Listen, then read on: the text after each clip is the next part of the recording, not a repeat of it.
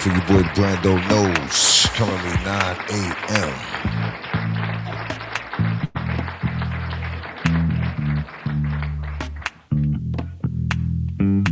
on a Thursday morning.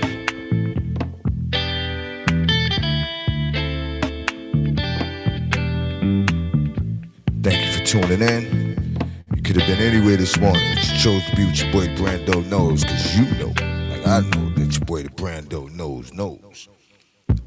So with no more further delay, for all you sheeples,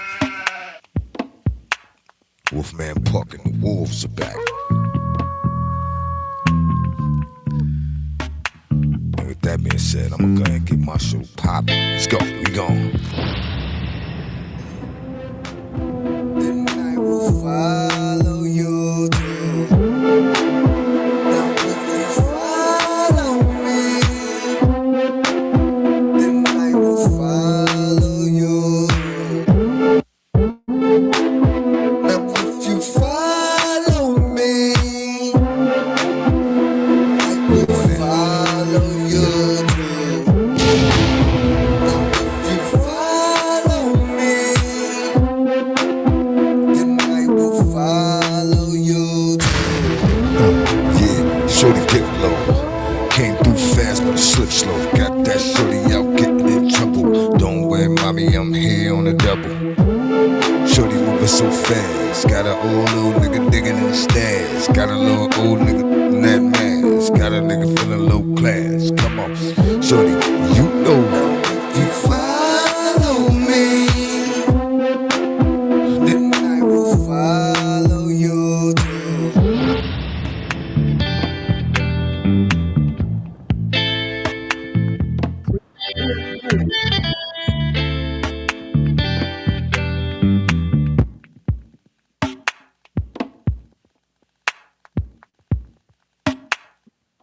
Court ruling in a 7-2 ruling that candidates have standing to challenge unlawful ballot counting, which we have receipts for you today, videos to show you today. I'm telling you, we are getting more evidence today over what happened in 2020 coming from our president, Donald Trump, that is releasing the videos, because this is big, everybody. Listen up. I'm telling you, they're going to fight in the worst ways possible. Trump just announced one of the biggest announcements ever, saying that they have the proof that showed that foreign interference, including Iran, interfered to help Joe Biden win the 2020 election.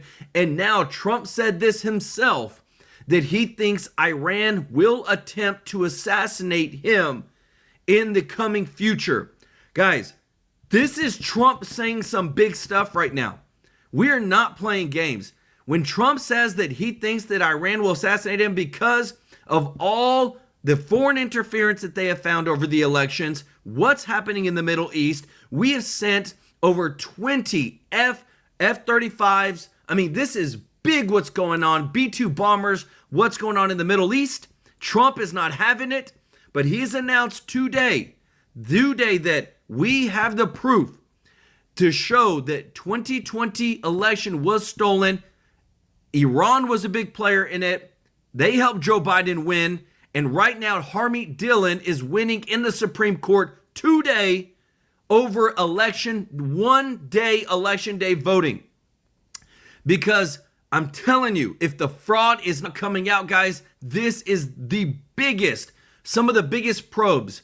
Over $30 billion has just been caught in federal fraud in California.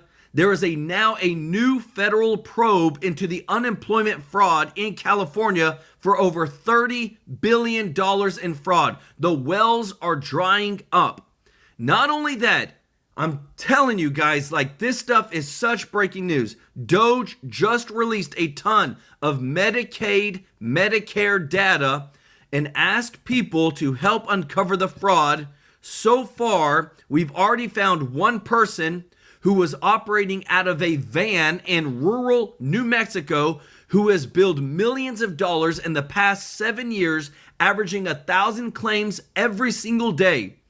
Billing to Medicaid, getting millions of dollars operating out of his van. There's another pediatrician who billed 830 claims a day for the last 7 years, up to $70 million in fraud that has been caught by people helping Doge catch the fraud. We are drying up the wells, everybody. Dr. Oz, CMS administrator, just confirmed that there's an estimated $100 billion in fraud nationwide. He said there aren't accidents. We have found foreign national trails that lead to the money coming in and going out to foreign nationals.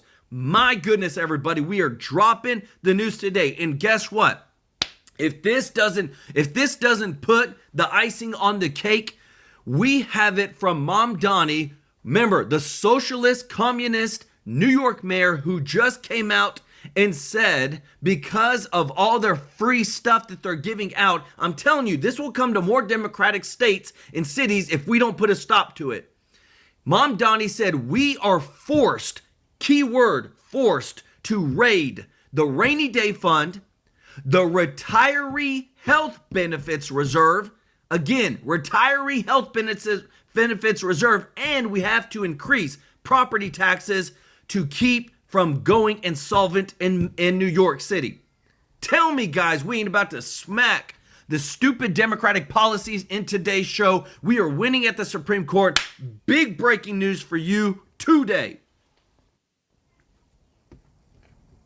And I want to say thank you to everybody who is watching, to all of our subscribers, all of our viewers. If you're not a part of the family yet, please consider joining our family, hitting that subscribe button so we can take care of you with the truth, with the receipts. You know we bring them. Such a blessing today. I want to say thank you to everybody that is supporting our family in your giving. Give some special love to Thomas Brewer. Thank you so much for your support, brother. Show Thomas some love in the chat, as well as Teresa Hustis. Hopefully I'm saying that right. Show Teresa some love in the chat, everybody. And this is what I love, guys. I just got news again. The testimonials are so real, and I love what we do. We bring so much value to you on this channel. I want to give, if you haven't already, help us out. Hit that big thumbs up like button. Help us grow this family so that we can continue to serve you every single day and help grow this. Guys, let me tell you this. We partnered with this company, Chapter. This provides a free service to you to help get the best Medicare coverage. My guy at Chapter told me, said, hey, Joel, guess what? We just had a new enrollee, a woman whose transfusions weren't fully covered under her previous insurance. Now they're covered. This one call is saving her $2,000 easily. Call them up, guys. The number is 667-895-3015. Get that blessing. We have so many people, guys, that are getting blessed, that are winning. We have screenshots, guys. This is what I love. A person saved, Chapter saved me over $2,600 a year. So glad I called. You need to call them. This was from Judy Mankin. It's free. Guys, this is real stuff. I want you to be blessed. Call them up. Don't miss out on your opportunity to be blessed. And give it up again to our boy CP with the 5 gifted memberships. Show CP some love in the chat. Aaron B424 and our boy Thomas Brewer. What you're about to see here, guys, I'm telling you, I'm about to blow your dang mind because we are winning. We're showing you the receipts. It's coming from their own mouths over these Democrats who are about to raid retirement funds for health care for seniors to pay for their socialistic policies. Check this out. What we'd rather do is ensure that they remain as they are so that the city can be on firm financial footing. However, in order to get to this point of closing the gap on both this fiscal year and the next fiscal year, we are forced to raid the rainy day fund, the retiree health benefits trust reserve, and to increase property taxes across these other years.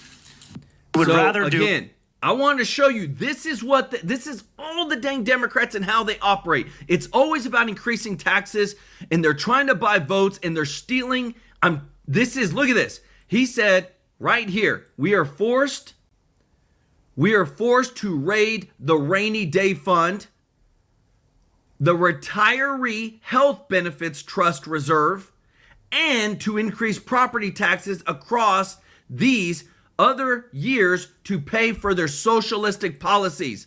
Good for you, New York City. You voted for a socialist. Now you get what you voted for. Good. It kills me because there's so many dang people out there, especially the retirees, the seniors, that are about to lose money out of their retiree funds, the rainy day funds, raising taxes to pay for socialistic policies. And it gets even worse, guys. They're literally going after representatives, attacking them at their offices because we are winning at the Supreme Court across the board. Check this out.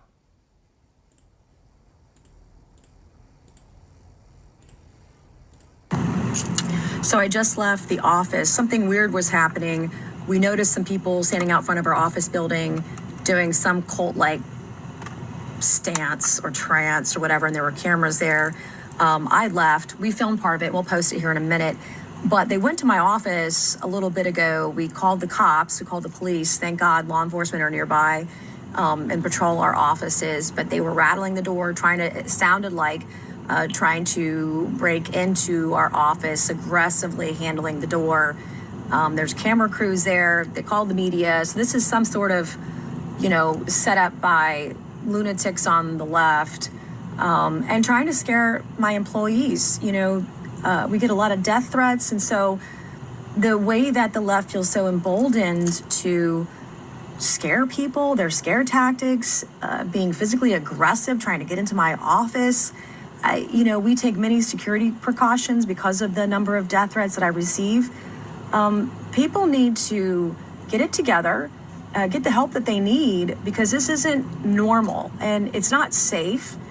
And you're going to get what you deserve if you're not careful. So I would tread very carefully.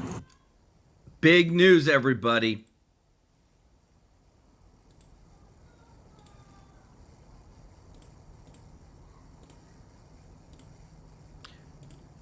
This is why they're fighting so hard. We are draining the swamp, everybody. Assistant Attorney General Harmy Dillon just argued before the Supreme Court that Election Day means one election day, not weeks or months of voting and counting. And we are hearing, this is her actual, before the Supreme Court, the Republican National Committee against the Supreme Court versus Supreme Court, Michael Watson, Mississippi Secretary of State petitioner, over one election day. Big stuff is happening, guys. If you appreciate this, hit the thumbs up like button. We appreciate you so much because I'm telling you, this type of stuff where the Supreme Court just ruled 7-2 that candidates have the standing to challenge unlawful ballot counting. Judicial Watch is again doing the heavy lifting to fight this. And we're winning in the Supreme Court right now with what Assistant Attorney General Harmy Dillon is doing. This is what they can't stand. And you know why? Because we're catching all the fraud. We're draining the swamp. Look at this right here. This federal launch probe into California's blind eye on unemployment, reported by the New York Post, a new launch probe by the federal government. Because again, over $30 billion in fraud that they found and they're looking into, and we're reporting here on True Life News. Why? Because this is your hard-earned money. They're stealing it left and right. And what I love is we bring the receipts, we bring the people that are in on the inside that are figuring out all this stuff, because this is stuff you don't see on mainstream media, everybody. But we're going to bring the receipts today. Check this out. I want to address that issue straight on before we talk about your dad or anything like that. Why is they're going nuts that Kristi Noem as DHS is involved? They're actually going more nuts on Tulsi Gabbard. So please answer the question, sir. What right does Tulsi Gabbard have as the head of Director of National Intelligence to be directly engaged in this topic in the state of Georgia and quite soon in the state of Arizona? Well, her job, quite simply, is to defend the United States of America, and we use our intelligence resources from satellite to human to monitor and try to understand what's happening. There's ample evidence in 2020 and 2022 of direct connections, if not penetration, by foreign entities. We actually have seen a number of things that would suggest foreign interference, not the least of which were direct connections during elections to our systems, the use of systems that were built in China rather than in the United States is required by the Code of Federal Regulations, unless there's a CFIUS review. The fact is that Obama himself declared elections to be a critical national infrastructure, which brings in the entire defense establishment with regard to making sure our elections are safe from foreign penetration. So when they go into Fulton County, you have a situation where there's evidence of electronic fraud that was uncovered by Garland Favorito's people and some of the analysts that he has working for them. I had the opportunity to help Garland map some of that. Arizona has some of the same indications. We can think of things like the unexplained pallets of ballots being delivered to Sky Harbor Airport in Arizona, the Bethpage, New York matter that never gets investigated because of Justice Department at the time's interference at the top of both the FBI and the DOJ. And then you have the Connick arrest, which was never fully investigated and suppressed by the Biden administration. But there are many other instances of this too, individual. I want to show you this, everybody, because before he goes into that next part, this right here is so big. When you see Trump now thinks Iran will assassinate him, the stuff that's coming out, we are uncovering so many deep ties to foreign nationals over money that was stolen from Americans, paid overseas. It is literally next level. And especially when Trump comes out and says that he thinks that somebody's going to try to take him out.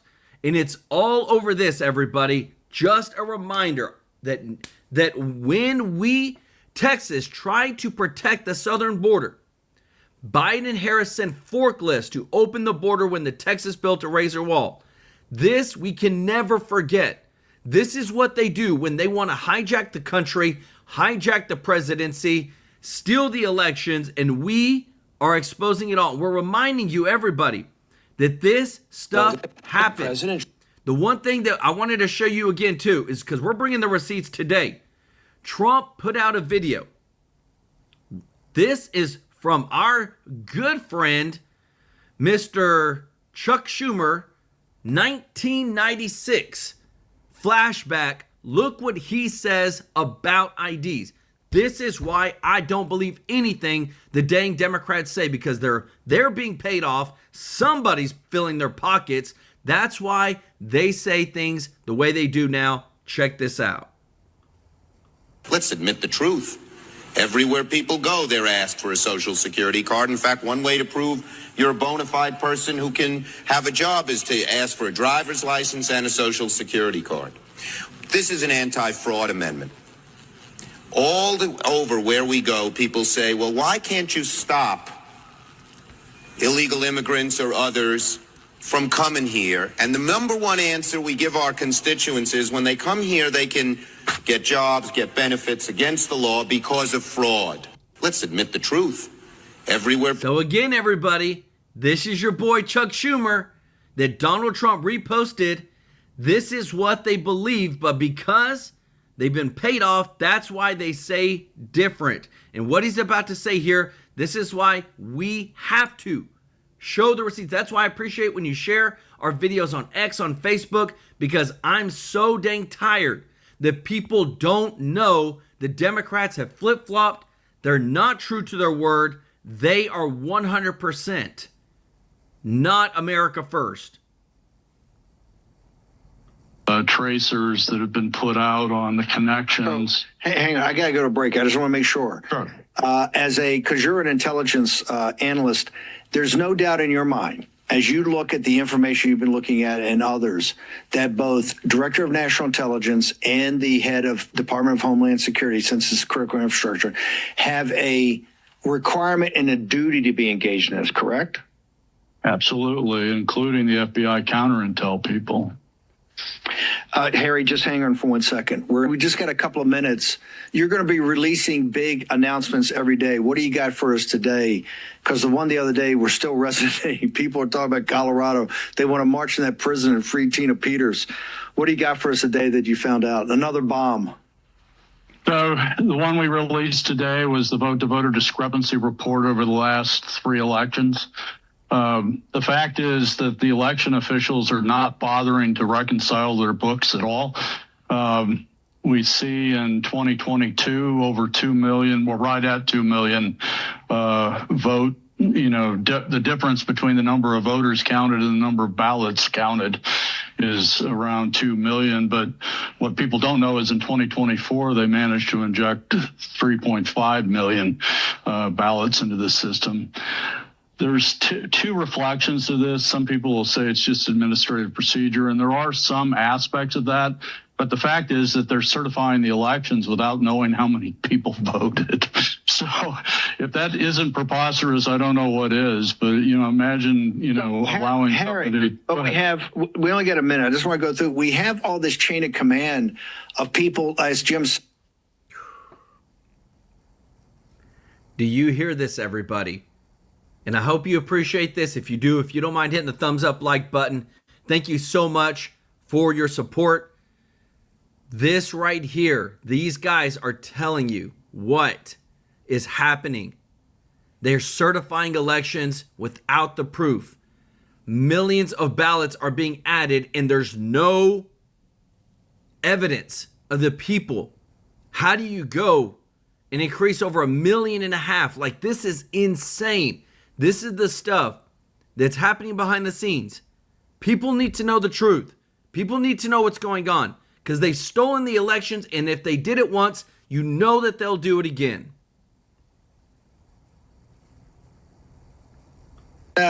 Maybe they're not corporate auditors, but you do have a structure that's supposed to certify these at every level. I think why people are pulling their hair out, they're saying, how are these elections at state, Secretary of State, they come up and they have these big announcements, the election's been certified, and we find out from you that it's not certifiable? So the fact is that we've now got 50 elected officials and sometimes appointed officials across the country that can declare everything by the wave of their hands to be okay. So certification has become, a nuance, I suppose, in the information warfare space. But the fact of the matter is, certification is supposed to mean something's accurate and compliant. Most states have a law that say the number of voters has to reconcile to the number of votes counted. Yeah. And the governors, the secretaries of state, the state board of elections are ignoring it, threatening to put people like Tina Peters in jail because they are concerned about that's why they got her in prison. Okay, where they go for United for Freedom? I want everybody to get this day. We're linking to. So again, everybody, this stuff that you're about to see, I'm showing you because this is there's so much news that happens every single day. Remember, the election was rigged with what you see. This is complete evidence, everybody. Complete evidence. Well, the forensics examination of Dominion Voting Systems machine in Ware County, Georgia, reportedly finds votes for President Trump were switched to votes for Joe Biden. That's according to Georgia GOP Congressman Jody Hice, who expressed outrage over the matter on Twitter. One lawmaker familiar with the examination said after an equal number of Trump and Biden votes were forensically analyzed, the machines reportedly 87% for Trump, 113% for Biden, when it should be 100% for everyone, for both of them. This means the machine's tabulator gave Biden a 26% lead. ICE called on states officials to examine all Dominion voting machines for fraud. In plaintiff's response, he included forensic reports conducted on the machines in Antrim County. The experts' claims are quite shocking and starkly contrast the narrative that we've heard. Media claims have been made that the machines were not connected to the internet. They were. But according to the forensic report, that is patently false. The experts examined both Dominion and ES&S machines, and both were connected to the internet using wireless technology. This is a fact that the machine vendors knew well before the election because their proposal to pitch for the contract included information about internet transmission and wireless capabilities. Some of the forensic evidence for this fact includes the wireless chip made by the company Telit. This is a picture from the forensic audit of the chip inserted. So you see, everybody, I'm telling you, this right here is why what we're doing in the Supreme Court, what's happening, I'm telling you, I show you this right here because this is, if this is not true of what is happening in America, I don't know what is. If you vote for the people who think you are too dumb to get an ID, you might be proving their point. Because what is Hakeem Jeffries saying? ID's racist. What is Chuck Schumer saying? It's Jim Crow 2.0. He didn't say it was Jim Crow 2.0 in the video I showed you earlier from 1996. He said, no, this is how you catch fraud. Everybody has to show their social security. Again, nowadays it's about winning their votes. It's about trying to keep control because they've completely lost it. Thank you so much, Missy, for the super chat. Let's go. Show Missy some love in the chat. Said, thank you, Joe, for always bringing the truth and the receipts to back it up. You are so appreciated. Hit the thumbs up like to show support. Let's go. Show Ashkenazi Zionist some love in the chat. Said, you are the best. Keep up the great work. Thank you so much. Show them some love in the chat, Missy and Ashkenazi Zionist. Our boy Aaron B424. Thomas Brewer, Chris Prez with the 5 gifted memberships. Show them some love in the chat, everybody. Because again, this fight is going on, and it's always, everybody, about the money. So again, what Harmeet Dillon is doing right now in front of the Supreme Court today is fighting over one election day. We're getting closer. My leads are showing that they are leaning towards this because, again, it only makes logical sense. You cannot try to make exceptions for every single thing under the sun. Logical sense, election day, one-day voting, making it so that if you're military or overseas, you can vote in a different way, but for the mass majority of people, one election day. And I want to show you this too because, again, they're losing it right now because of how much we are zeroing in on the fraud. Listen to Dr. Oz. I'm telling you, everybody, this is from the people themselves over the fraud of what they have found.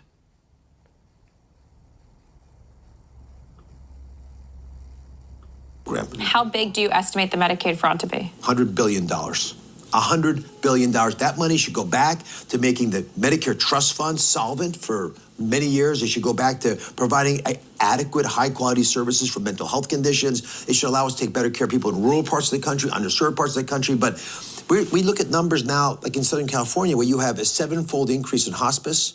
It doesn't make any sense. I think 30% of hospice in the entire country must be down there. I sent a letter to our good friend, Governor Newsom, concerned about the massive increase in home health care in California, where literally $1 in $10 spent in the entire country in home health care is in LA, not California, LA. It should be, a third of that. And I went after it because I know this is the same organized criminal efforts. By the way, these are not accidents. These are often foreign nationals. We've got Russians in California who fled back to Russia. Did you hear this? Foreign nationals. We got people that are fleeing the country because they have been caught, baby. Boom, this is what I'm talking about. This is what I love about True Life News, guys. We're showing you the receipts. Lots of stuff is coming out. $100 billion of fraud. This is in every single year. Over 10 years, that's $1 trillion. Like, my goodness. And you just heard them. We found Russian foreign nationals. There's Iran foreign nationals. that they've been caught, they're fleeing the country, it's because we're finally doing our dang job of serving we the people. The dang cabinet under Trump is finally serving we the people and not the dang pockets of the lobbyists who pay them off. When they got indicted, we have Cuban-run strings, which we believe the Cuban government's involved in with durable medical equipment. That's the people who sell you wheelchairs and canes. Listen to this. That's going to blow your mind. There are 20 times more durable medical equipment providers in South Florida than McDonald's. You need 20 times more wheelchairs than burgers. It's just bizarre. I mean, how could you? And you have to, again, almost not be looking. We have more personal care services in New York, I mentioned, than retail. I mean, it's just... You hear that? More personal care services in New York than retail. Every single bit of this, guys, we are exposing. We just caught another person. Look at this right here. Another person out of Milwaukee, a convenience store owner, Nael Jabbar, pleads guilty to massive fraud, stealing $1.6 million from Snap, facing 2 decades in prison. Right here, everybody. Like, this is the type of stuff that we're exposing. They say it didn't happen, but we're exposing it here on True Life News. If you appreciate this, guys, if you don't mind hitting the thumbs up like button, thank you so much to everybody that shares our videos on X, on Facebook, likes it, because people don't know this is happening. They keep listening to one news outlet and thinking that everything's just peachy and nothing's going wrong. All the while, you've got the dang Democrats who are already in multiple Democratic states trying to raise taxes, trying to go after every single dime they can. But guess what? We're exposing the fraud right here. Check this out.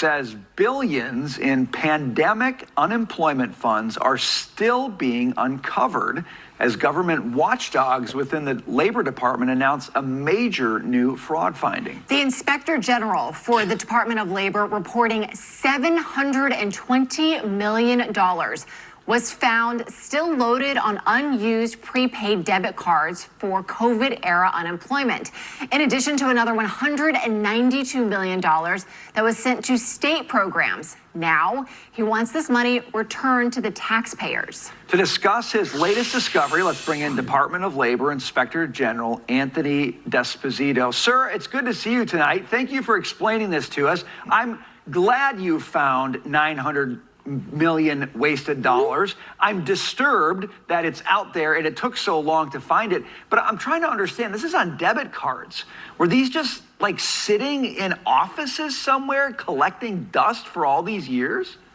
Well, just as concerned as you are, so am I. And obviously under President Trump and his administration, there's a renewed commitment to accountability and protecting taxpayer dollars. And what this is during the pandemic, there were debit cards, prepaid debit cards issued to those who applied for unemployment insurance. And what we found is that there's close to $1 billion still left on these cards. Now, $720 million remains sitting on cards. And the scary part is there's another about $130 to $150 million that has already been sent back to some states that will go to their unclaimed funds. And obviously, the states that are working well with the Department of Labor in order to move through all these files and find this money, I think that they will work to get the money back to the taxpayers. But our concern is the $150 million that has already been sent to some states that are not really willing to work with the Trump administration in order to claw this money back. Our team... Right there, it says it all, everybody. We find the fraud. It was sent to the states, hasn't gone to anybody, so you would think you would be able to pull it back and say, let's give it back to the taxpayers. Let's give them back money that put it so that, again, too, the whole essence is let's reduce government and not keep the burden on it. No, they don't even, the states are like, no, we don't want to give it back. But it was meant for this and it's not being used for that, so we need it back. And they're like, no. It's, again, this type of stuff. And what I'm about to show you next, after this, I'm telling you, it's so bad out there. And what blows my mind is, again, this is all over COVID relief funds. When it comes to Medicaid or Medicare, The amount of things that are out there, and amount of money that's being stolen, hundreds of billions of dollars. This is where I get so fed up, because to me, we don't put a priority on Americans. We don't put a priority on our seniors. These government watchdogs are finding billions and billions of unspent dollars. And what I'm seeing on my side is people are hoping that enough time goes by and people forget about it so that they can go and claw it for themselves for some other program, NGO, that they can give to it. So this is right here, everybody.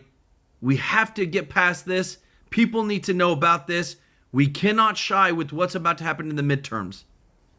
Of auditors and investigators worked extremely hard. They reviewed over 6.5 million of these prepaid debit cards, and some of the accounts, single accounts, had close to $80,000 sitting on them. So what this tells us is, when everyone was just throwing money out there for this pandemic, that there is a lot of fraud, and there's nearly $1 billion in taxpayer money that we can claw back. And I think we would agree that when money is wasted and there's fraud, that's a tax on the American people. And President Trump has made it very clear that he wants to make America more affordable again. And by putting this money back into the American people's hands, we will do and help with just that.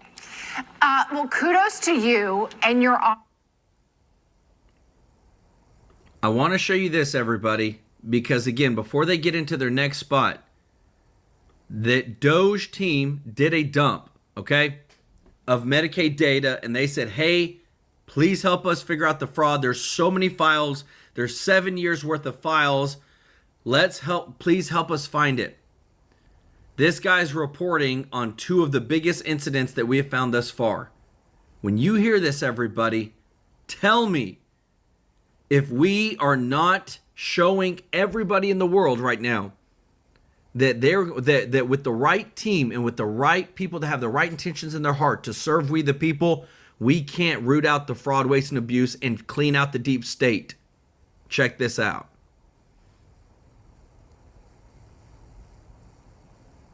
Doge dumped all the Medicaid data online for everyone to see. It's a massive file filled with everything Medicaid paid for so that we can dig through it ourselves to see where the money's going.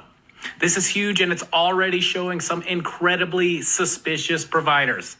The biggest red flag so far is a sole proprietor operating in a van in rural New Mexico who has billed $76 million in 7 years. He's averaging 1,000 claims every day.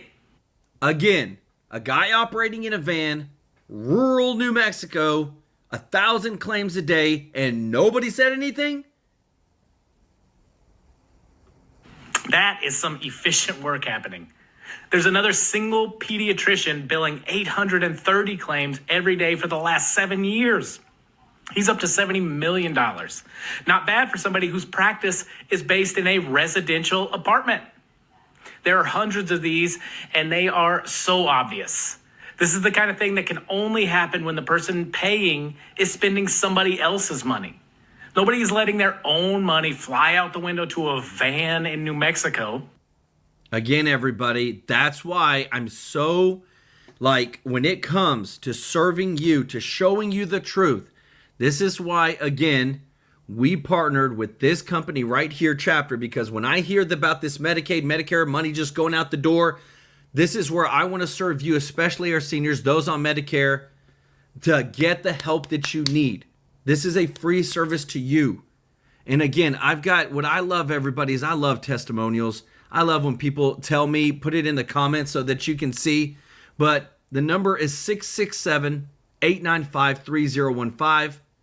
Right here, you get to see that there are this is something you can Google, 24,000 Medicare plan options available nationwide for 2026. How in the world do you know which one is the best? This is where, again, Chapter does this for free and helps you out. We had Stephanie Katarine Nichio, who said, Joel, I am shocked. I called Chapter and got Aetna plan in December, got scripts for the first time today. Savings of $218 in 1 month. Guys, do that. Do the math. Do it over a year. That's over $2,000 a year. This is real stuff. This is why, again, we're here to serve you. We're here to help you out. This is a free service to you. Don't miss out on this blessing. The number, again, is at the bottom of the screen, 667-895-3015. Call them up. Tell them that Joel sent you from True Life News. Get your blessing. I just want to see people being taken care of. That's where my heart is at. And when I hear about all these amazing, amazing testimonials, I want to see more because that means we're winning. Now I want to get back to this, everybody, because I'm telling you, more is coming out. And I have to get my composure because I'm so irritated because all they want to do is tax us to oblivion, but yet they don't want to spend the time and money to make sure that the money's going to the right place so that we don't have fraud, waste, and abuse. Check this out. Office and your staff for doing the hard work of finding all of this unused COVID money just laying around. But I think it raises another question for me, which is, how can that happen? How can $900 million be issued and not be used? And now, I guess, is just out there vulnerable to fraud, which you're trying to stop. You're asking that it now be returned. But what is the scenario in which this money leaves the federal government and then just sits? Is that because it shouldn't have been issued in the first place?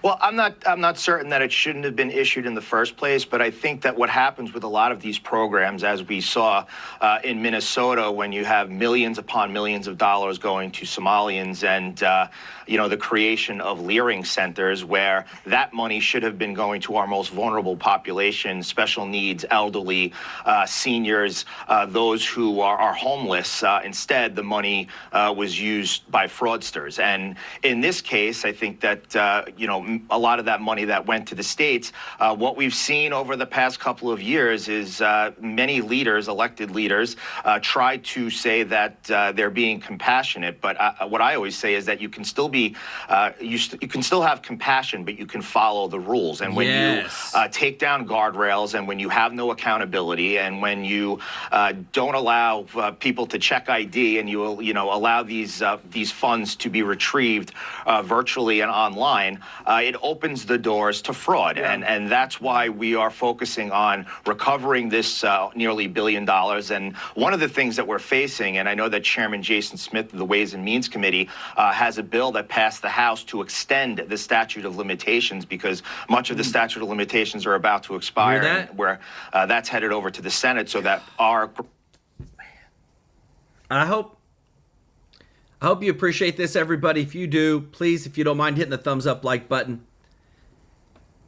When you hear that these crimes are being committed, and then you hear the statute of limitations is about to end, and we can't even go after them, is this not the worst of the worst playbook to steal from the American hardworking taxpayer?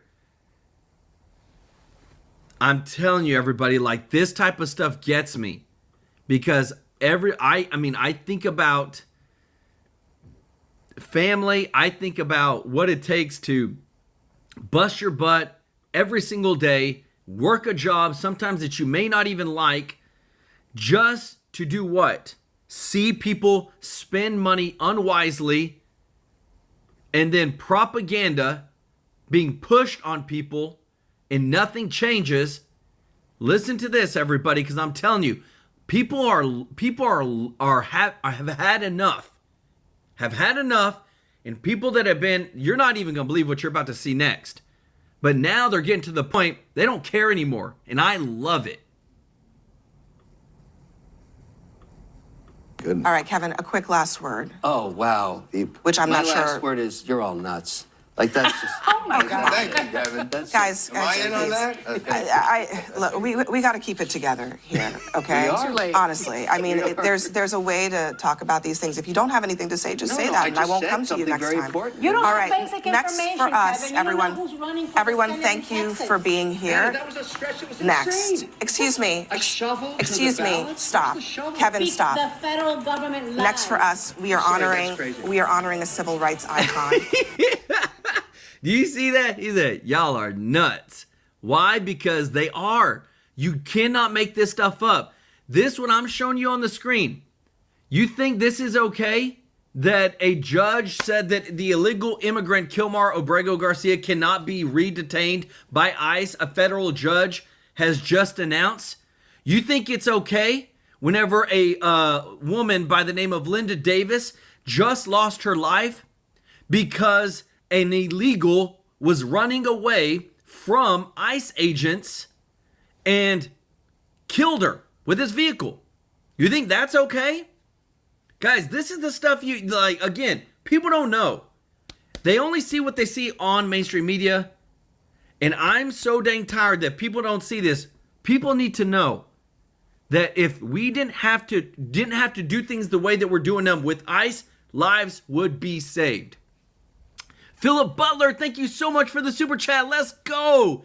Said I changed my phone number because I was getting 10 to 15 calls from South Asia claiming to be CVS or durable medical equipment company wanting Medicare number. Wow. Show Philip some love in the chat. That's a real, I mean, I'm telling you, there's a game, guys. They've been stealing from us left and right. We're exposing them. We're showing you the truth of what's going on.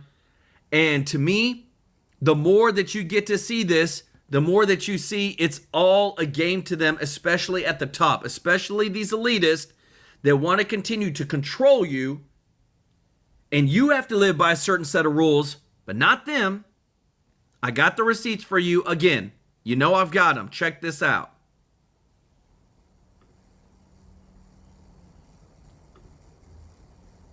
If these ballots were run through multiple times, as you've alleged, I think you said possibly up to 30,000 times, definitely thousands of times being counted. When we examine the poll book and see who voted, and we count those numbers, Yes. would they then not line up with the total number of votes coming out of Detroit? Just later. The poll book is completely off. Completely off. Off That 30,000? I'd say that poll book is off by over 100,000. Where are you from? Oh, I'm from downriver. Okay. I'm here because of the 38,000 ballots that arrived here at 3:45 a.m. that are just now sitting over there and getting counted, supposedly. Okay. And that's why I arrived. Okay. To an eye-opening of hypocrisy, let me tell you. Something I want you to see, they're taping up the windows. Security's taping up the windows so that people who are challenging cannot see in here. And again, this happened. You tell me, where's the transparency at? Where's the election? Where's the election watchers? The people that are supposed to verify? Again, don't forget, people. This is what happened to rig and steal the election. The reason I'm showing you this, and yes, it's an older video, is because I don't want people to forget that if we forget, it can happen again. And this is why we're so adamant about showing you what's going on in the Supreme Court, the wins that we're getting, backing MAGA, backing the voter save ID, holding people accountable like John Thune, because if we don't, this will continue to happen again. Jim Barbato, let's go, brother. Show Jim some love in the chat, everybody. OG of the fam. and he can't see out. So it's an interesting development. I began observing the process of ballots at several counting boards. I quickly noticed that none, and I mean none, of the names were being scanned from the ballots were in the electronic poll books. All of the names that were found in the supplemental sheets. We know that the poll books, the electronic poll books, were updated on Sunday, November 1st. That meant that all of these new ballots had to have been brand new registered voters on Monday, November 2nd, or Tuesday, November 3rd. I found it very hard to believe that tens of thousands of people had registered in just 2 short days. So I began writing down the names on the ballots immediately after they were scanned by the computer poll worker. As soon as I began, I was severely obstructed by 5 different persons that I could no longer, such that I could no longer continue my legal responsibility as a poll challenger. You hear that? These 5 persons comprised of a poll worker, a supervisor, an uncredentialed person, a Democrat challenger, and one of the top leaders of the AVCB. The details can be found in my affidavit. Does anyone believe that 30 or 40,000 new voters were actually signed up legally in 2 days? Yeah. And what have you seen? I've seen ballots that don't belong to anybody. They don't show up in voter registration. There's no name attached to them. And what are they doing with those ballots? I'm challenging them, and they're supposed to put them in a box to be then evaluated. But then multiple ballots that have several different numbers. One person with different numbers. We have whole lists of them. We're writing everything down all day long. So are they improperly filled out and you're looking to disqualify them? Yes. If they're improperly filled out, if they have no name, if they don't have a home. No name, no home. The person was born in 1921 but registered 1921, but registered to vote in 1900. Registered to vote in 1900. I'm telling you, everybody, like this stuff, because what you're about to see next is, again, we are on it. This is the type of stuff I want to 100% make sure that people see all the stuff that's going on, because I want the truth to come out. This is the most important part of helping to get back our country for we the people. And if you appreciate this, if you don't mind hitting the thumbs up like button, thank you so much to our boy Jim Barbato with the super chat. Show Jim some love in the chat. Don't forget to show Thomas Brewer, Chris Press some love in the chat. Thank you so much, brothers, for y'all's blessings to our family. They're rubbing our nose in it up in Minnesota, are they not, Ben Bergquam? You were there for weeks and weeks and weeks. What's the left saying? The revolutionary left? Because that's what we're up against. These aren't traditional Democrats. This is not a traditional time. We're in a revolutionary time here. Just understand what this time is and what it means. Back to what you guys are talking about. Go ahead. This goes all back to what you guys are talking about, the elections. I was there in Arizona in 2020 and 2022 and 2024, and everything hinges on them being able to steal elections. They go out and burn down our cities, trying to get the media to play their game to make it seem like America's on their side. They know America is not on their side, and the only way they win is if they have enough votes to steal in these swing states to steal the elections. That's why this is so critical. We have to get election fraud out of our election systems. We don't have a country if we don't have sovereign elections. And the entire apparatus behind this, it's all connected. The radical leftists that attacked ICE in Minneapolis are the same radical leftists that are working to steal the elections, are the same radical leftists that invited the illegal aliens into our country, and now they're rubbing our nose in it. You have the democratic socialists, aka the revolutionary communists, out there saying, this is how we won in Minneapolis. This is how we got ICE to leave to stop the surge in Minneapolis. This is how you can do it in your neighborhood. And they're out there celebrating the nullification of these jury trials of criminal illegal aliens who murder people in America. They are not just, hang on. I don't know if I said it. They're just not celebrating. They're running training programs on jury nullification. That's right. I told you this was going to happen. That's right. Going into the community and saying, that's right. If ICE or the police, you know, as bad as this bad hombre is, he's not as bad as Trump and Trump's fascists, right? So you have to, I don't care if this guy murdered a guy in the community, you have to nullify and let the prosecutors know you're not going to back this up. They're doing training programs on jury nullification. You just saw it in Dallas. In Dallas, they pulled a gang member out and killed him in front of his daughters and a couple of nephews. Twice, 2 hung juries because jurors were trained and they had jury nullification. And they're bragging about it and they're training people on it. Give me the specific reasons on this. How do they claim victory? What worked for them that they're saying, hey, we can shut down Trump, we can shut down mass deportations, we can shut down law enforcement, we can shut down the implementation of any immigration law in the United States, sir? Well, they're training people on the notifications. They're training illegals on how to obstruct ICE. They're training traitors in our government on how to obstruct ICE.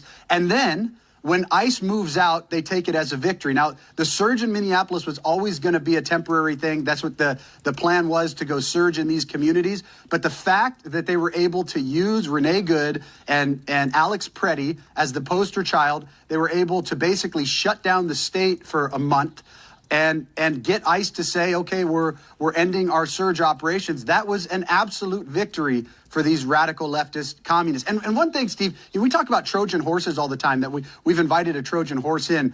we didn't invite a Trojan horse in. The Greeks are here. They're in our country. Yes. They're in our government. They didn't have to send a Trojan horse. They're here in our own government, destroying us from within. And that's what's happening right now. So what they're saying to everyone around the country is, if ICE shows up, this is what you do. This is the blueprint. You obstruct them. You support the illegal aliens. You attack ICE. You die if you have to. You become a martyr like Alex Preddy or Renee Good, and then they will leave your community. This is where we're at. This is civil war. This is guerrilla warfare happening on American streets today. And the only answer that we should have is, we are not backing down. This should be the largest RICO case in American history, and every one of these traitors needs to be arrested. And if you get in the way, you get shot. That is, if you use deadly force against ICE, deadly force will be used against you, and we are not slowing down. That should be the only answer that's coming out of Washington, D.C. I want to show you this, everybody, because this is actually blowing up on X right now. And I always show you the breaking news. This man is being hailed nationwide after he stormed out of work to go pick up his kid from school because the students hosted an anti-ICE walkout. Again, we're talking about all the way to from elementary to high school, signing out his kid to pick him up. I mean, this is literally, I mean, he's talking, but there's cuss words, so we're not going to play it. But this is what is happening in America. Imagine a point in day where they're literally teaching and using our kids to do these stupid anti-ICE protests. And I want to show you something else, guys, because I'm telling you, it's to the point where they're teaching them songs, all kinds of stuff that's coming out. Listen to this.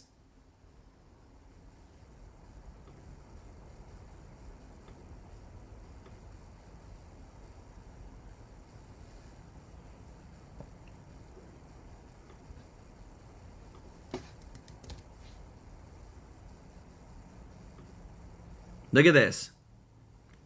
You think parents want this right here? No more ICE. No more ICE. Gotta watch out because they're cussing too. You think that's what parents want for their kids? No, you send your kids to go and get an education, not to go be infiltrated and manipulated with all this leftist ideology. I'm telling you guys, like, this is the fight that we are undertaking for our dang country is so dang real. And it's right in front of our faces. I have to show you this again because, again, we showed you this at the beginning of the show. But this is what they plan to do because they're going to do it one way or another, okay? This is Mayor Mamdani out of New York who promised everything for free. Gives illegals free childcare, gives illegals free healthcare, illegals free housing. Now they're at the point where they don't got the money to pay for it. So now he's telling everybody we're forced to drain our rainy day funds. We're forced to go into the retiree healthcare funds. We're forced to raise taxes on everybody, property taxes. Well, I thought you were just going to tax the billionaires.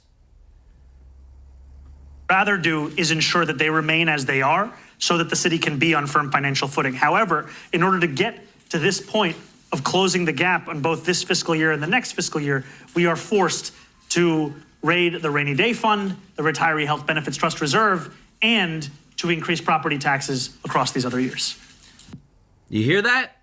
So again, this is what the Democrats voted for. They need to get what they voted for. But I just go back to, I'm just like, my goodness. If the average person cannot see that and come to the conclusion why this fight is so real, I don't know what more we can do. Jim Barbato, shalom. Thank you so much, brother, for your support. Show our boy Jim Barbato some love in the chat, everybody. The key takeaway from Ben, it was fantastic, and thank you for jumping in and doing this. The stealing of the election in the run-up, the summer of love, the stealing of the election. Because remember, Raheem Kassam broke it. He had that memo and he broke it down. It was going to be a red wave, but it was going to be offset by a blue tsunami. You just had to wait 10 days or 2 weeks till all the votes were counted. They knew how to steal it. The steal led directly because 75 days after Election Day, in the process of basically confirming their stealing, when Biden was inaugurated that afternoon, he started sending executive orders to, guess what, open the border. There wasn't chaos on the border. What did Ben Bergquam and Oscar Blue Ramirez report for years down there? It was not chaos or anarchy. It was highly thought through. To flood it with one opportunity, they said, we're going to flood it with as many as we can get in here. And that number is, I don't know, 10, 15, 20, 25 million. And this is the fight we have now. And they're saying, no. We don't care. These are our people, and they're going to be our voters, and you're not going to get them out. This is the fight we have right now, and that's why you got to go back to the railhead. Hence, why this fight in Georgia with these fabulous, historic American patriots that have. I'm telling you, everybody, like, I just saw another clip, and I'm not going to pull it over because it includes such a small child, but it is so crazy how they're literally, these moms, these liberal progressive moms are taking their dang 2-3-year-olds to these ICE protests. And why? Because it's all about California's blind eye on unemployment fraud. Always all about the money. And if you appreciate what we're doing, y'all, if you don't mind hitting the thumbs up like button, this right here is, again, why they're fighting so hard. There is nothing that they're holding back now. That's what I firmly believe. We're at the point of no return with the Democrats. There's no common ground. You got AOC, for some reason, was at the security summit in Munich. Why would AOC be there? Couldn't even answer a coherent question about China invading Taiwan and us putting troops there, and is constantly doing what? Causing division and chaos. But it's all about the money, because you're about to hear it next, guys. Aaron B424, thank you so much for the super chat. Show Aaron some love in the chat. Said, it's just insane what the left will do. It's obvious evil. It must stop. As a country, we must take a stand. Everything is out in the open now. 100%. We're just going to keep exposing it left and right. And welcome to the program, Chairman. It's unbelievable. You have that much in fraud, but you want to put good money behind bad, basically. Yeah, keep sending more so we can steal more of it, for goodness sake. Yeah, you know there was fraud. They knew there was fraud because whistleblowers came forward and they just ignored it. And in fact, it looks like they retaliated against them. And in many ways, I think they actually assisted the fraud. It wasn't just like, we're going to look the other way. They actually assisted the fraud because we know the Attorney General up there, Mr. Ellison, met with the people who were in charge of this Feeding Our Future program that stuck a bunch of money in their pockets and never gave any meals to kids. He met with them, and then he got political contributions, and then the money kept flowing, of course, to this organization. So, and the other reason you know this is real and they knew about it, Tim Walz isn't running for re-election. If it was Republicans' fault, if it wasn't really his fault, if they didn't know about this, if there hadn't been whistleblowers come forward, you know he would be running for re-election, but he's not, because this thing is real. And finally, here's the good news. The Justice Department has named an assistant attorney general to combat fraud, Colin McDonald. So they are specifically putting in place someone who's going to have staff and go after this across the country, because it is truly billions of dollars of American taxpayer money. Look, talk to me about the future. And I'm not talking about the future of Feeding Our Future, but there are people in all of this who got caught up who also got hurt. Yeah, we had a lady testify in front of our committee who actually ran one of these autism centers and was legit. And because this, all the money was going to fraudsters who were just sticking it in their pocket, not actually helping any kids. She got hurt. Her business got hurt, and she brought her son, who actually has autism. She brought him to the hearing as well. So that's the ramifications of this when you don't deal with it, when you don't listen to the whistleblowers who know. They're seeing this. Something's not making sense. They've got all this money going out, not making sense. They go tell the authorities, and the authorities go, I'm just going to meet with them, and for political reasons, we're not going to do anything, and we're going to keep the money flowing. That's what it looks like happened up there. And that's why it's important we have this individual and this focus at the Justice Department to dig into it. We're going to move on quickly to sanctuary cities, but I have one more question on this. What you're describing would be a crime. But we're not hearing about people, you know, getting arrested in all of this. So you're building the case. Next steps. Yeah, I think so. And understand, there have already been like 60-some people indicted. Some have already been charged and convicted, are in jail waiting for their sentence. So I know there's like a few folks with that Feeding Our Future program and some others who are in that situation. So it is happening, but we need more focus. And I think, as the speaker mentioned, it needs to be a focus nationwide. Where is this also happening? Not just in Minneapolis, but where else is this going on? Well, and if any of that money went to ISIS, Al-Shabaab, and we know that the chokehold that they had on some of the young people who had, whose families had migrated here years ago from Somalia. We remember those cases of those young men who had tried to join ISIS and were radicalized. So that money, it's a big job. All right, let's get to sanctuary city leaders and how they are finding more and more ways now to try to keep the federal government from enforcing our nation's immigration laws. Democrat-led. Look, everybody, if we can have cities and states that are a part of the United States, they get money from the United States federal government, that those federal funds come from all other states, even red states. If we can't even force them to follow federal laws, what are we doing? We're not this isn't the United States. This is the United States if it meets my political policies. But if it doesn't, we're not going to follow the law. I don't understand, and trust me, I am digging into this so dang hard, everybody. How in the world can these sanctuary cities even exist? They are literally the opposite of federal law. It makes no sense whatsoever. Jim Barbato, let's go, said Father loves you all. Let's go. Show Jim some love in the chat. Places like Portland, Oregon, now weighing a bill that would let police pull over federal agents. Other sanctuary cities from California to Massachusetts want to ban Immigration and Customs Enforcement and Border Patrol using public property for enforcement. And New York City's far-left mayor, Zoran Mamdani, just ordered an audit of the city's agencies like the NYPD.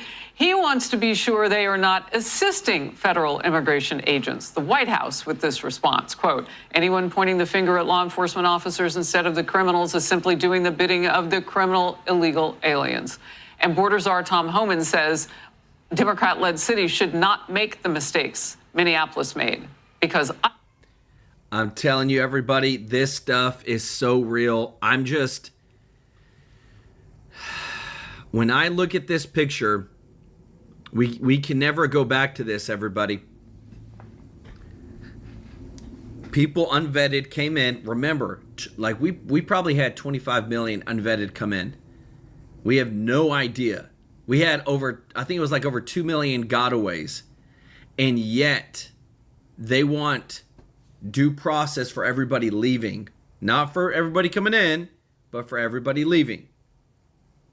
How in the world is this even possible in today's society unless the majority of Congress or judges were in on it for this cover-up? Let me know your thoughts in the comments. We're just trying to bring you the real news. If you appreciate this, if you don't mind hitting the thumbs up like button, if you're watching and not subscribed yet, please consider joining our family, hitting that subscribe button. We are here to serve you. And don't forget, everybody, I'm telling you, I've just been so blessed by some of these testimonials that we've been getting. We partnered with this company called Chapter, and they have seriously saved people thousands and thousands and thousands of dollars. And what I love is that it's, again, too, this is real people saving money, keeping more of their hard-earned money. We had a person who say that they are now saving $218 a month. A member on this channel. That's a lot of money. That's thousands of dollars. It is a free service to you. There's over 24,000 plans out there. Get help to pick the right plan. The number is 667-895-3015. And like I said, I show you the receipts, everybody. You can go Google it yourself. Look at this. There are over 24,000 Medicare plan options available nationwide. I'll even refresh it so that way you can see again. It pulls up. There are over 24,000 Medicare plan options available nationwide. Call them up, 667-895-3015. Chapter is at the bottom of the screen as well as in the description. They're going to hook you up. And I promise you, you'll be blessed. We cannot lose it starts with our pockets of making sure we have enough to take care of ourselves. We cannot lose our country. And this is where, again, the more that people see the truth, the more that we can win. I want to give some special love to those that have given today, because remember, when you give on this channel, we donate to a local charity live on stream on the 22nd of every single month. We're only a couple days away to a local orphanage, local children's home, live on stream. I show you the receipt, and it's beautiful, everybody. It's such a blessing to help these innocent kids out that didn't ask to be put in the situation that they're in, but they do need love and support. Show Thomas Brewer some love in the chat, everybody. Our boy Thomas, OG of the family. Aaron B424, thank you so much, brother, for your support. CP Chris Prez with the 5 gifted memberships. Show Chris Prez some love in the chat.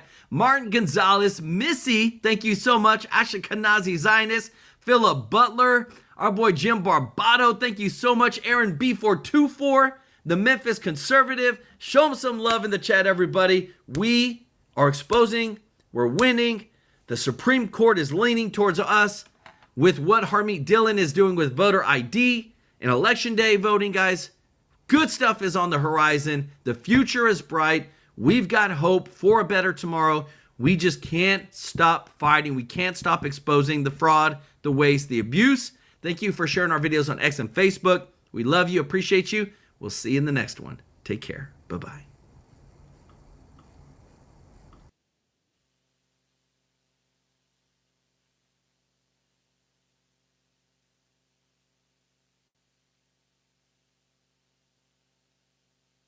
Supreme Court has delivered a monumental victory for the Constitution, the separation of powers, and the rule of law in striking down the excessive use of nationwide injunctions to interfere with the normal functioning of the executive branch. The Supreme Court has stopped the presidency itself. That's what they've done. And really, it's been an amazing period of time this last hour.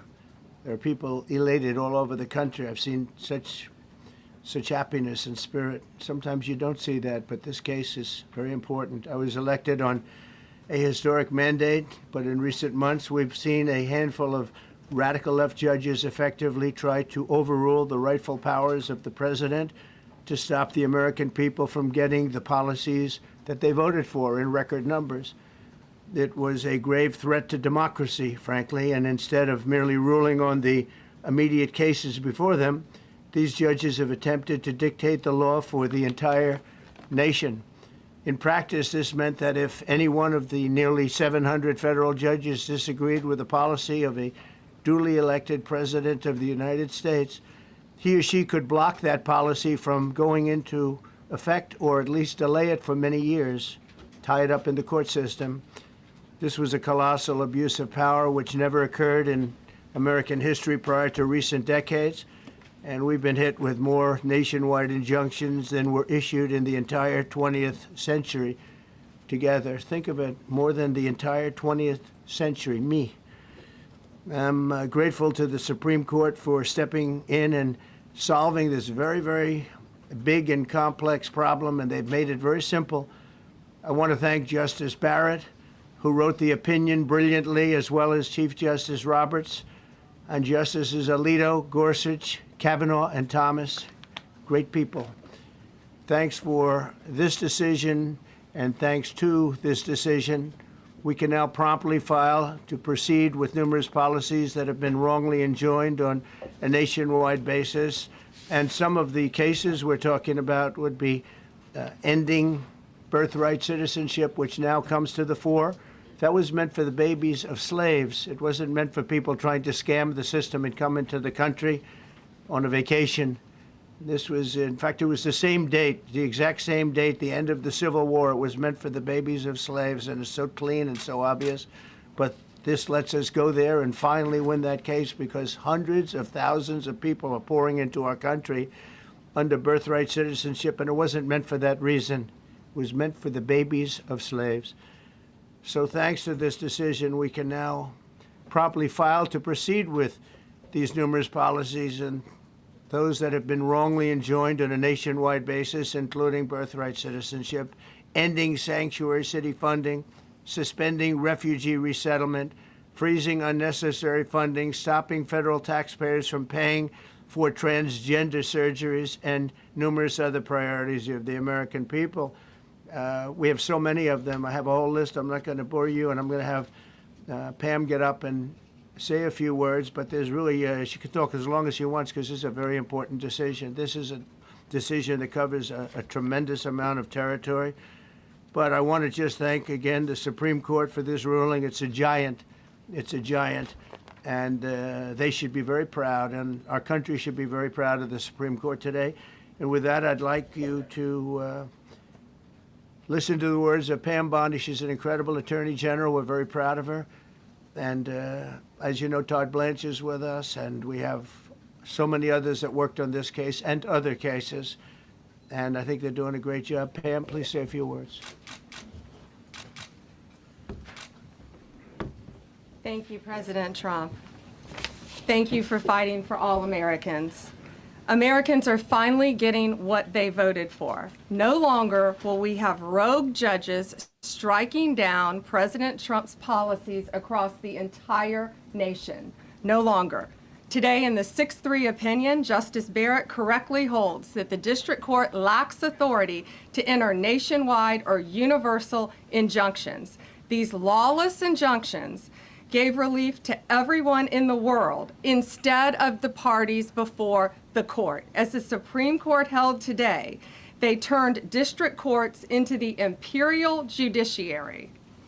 Active liberal judges have used these injunctions to block virtually all of President Trump's policies.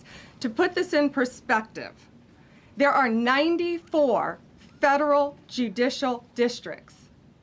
5 of those districts throughout this country held 35 of the nationwide injunctions.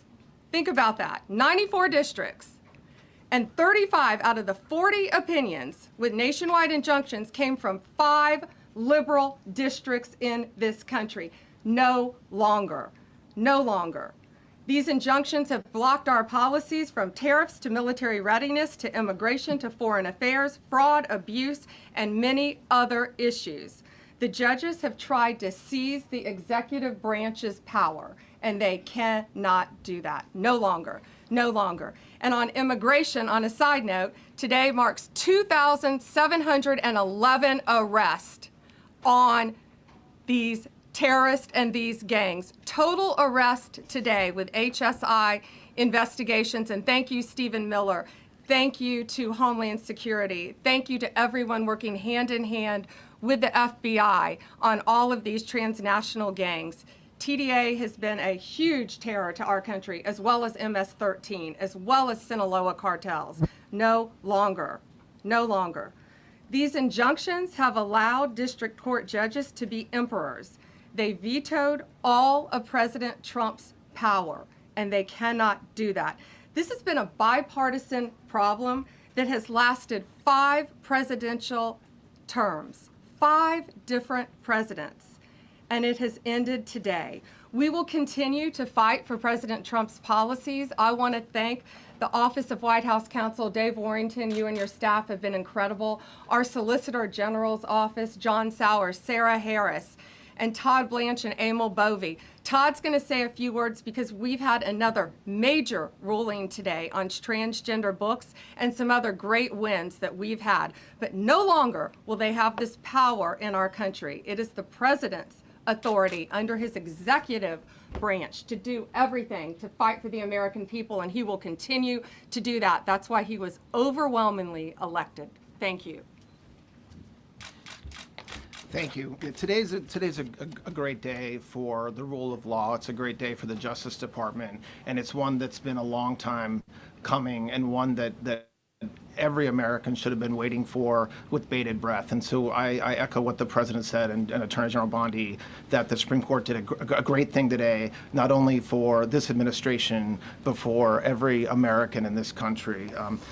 If not for the injunctions case, we would be here talking about another great decision that came down today, the trans books case, which restores parents' rights to decide their child's education. Seems like a basic idea, but it took the Supreme Court to set the record straight, and we thank them for that. And now that ruling allows parents to opt out of dangerous trans ideology and make the decisions for their children that they believe is correct. And so we thank the Supreme Court. Multiple decisions over the past several weeks that just show why this nationwide injunction ban had to happen. For example, what I mean by that is local district court judges issuing decisions that are clearly contrary to law just because they don't like the policy of President Trump. And when it gets to the Supreme Court has to correct it. But that takes time. The Attorney General thanked our lawyers, and I'll do it again. Our lawyers are working 24 hours a day, 7 days a week to fight these injunctions and to emergency appeals, emergency stays, going back to the district court judge, asking them to change their view. And so their hard work is really paying off today, but over the past few weeks. We had a stay of an order that prevented DHS from moving aliens to a third country. We had a stay of an order that stopped the Department of Defense from implementing military readiness, the EO that President Trump signed. We had another stay of an order forcing reinstatement of fired executive branch employees, entirely within the President in Article 2, his right to do.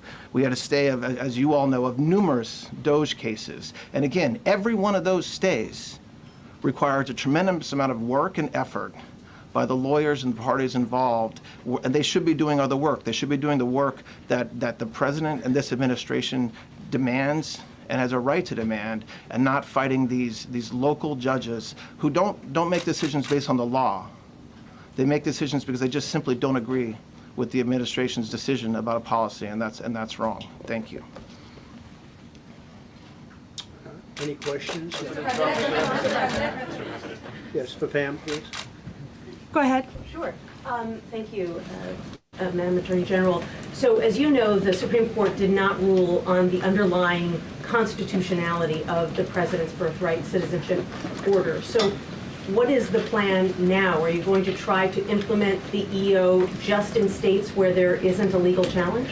Yes, so birthright citizenship will be decided in October in the next session by the Supreme Court, unless it comes down in the next few minutes. I guess it could come down. I think they're still deliberating right now on some cases. As you heard, we just got transgender books, which is a huge win.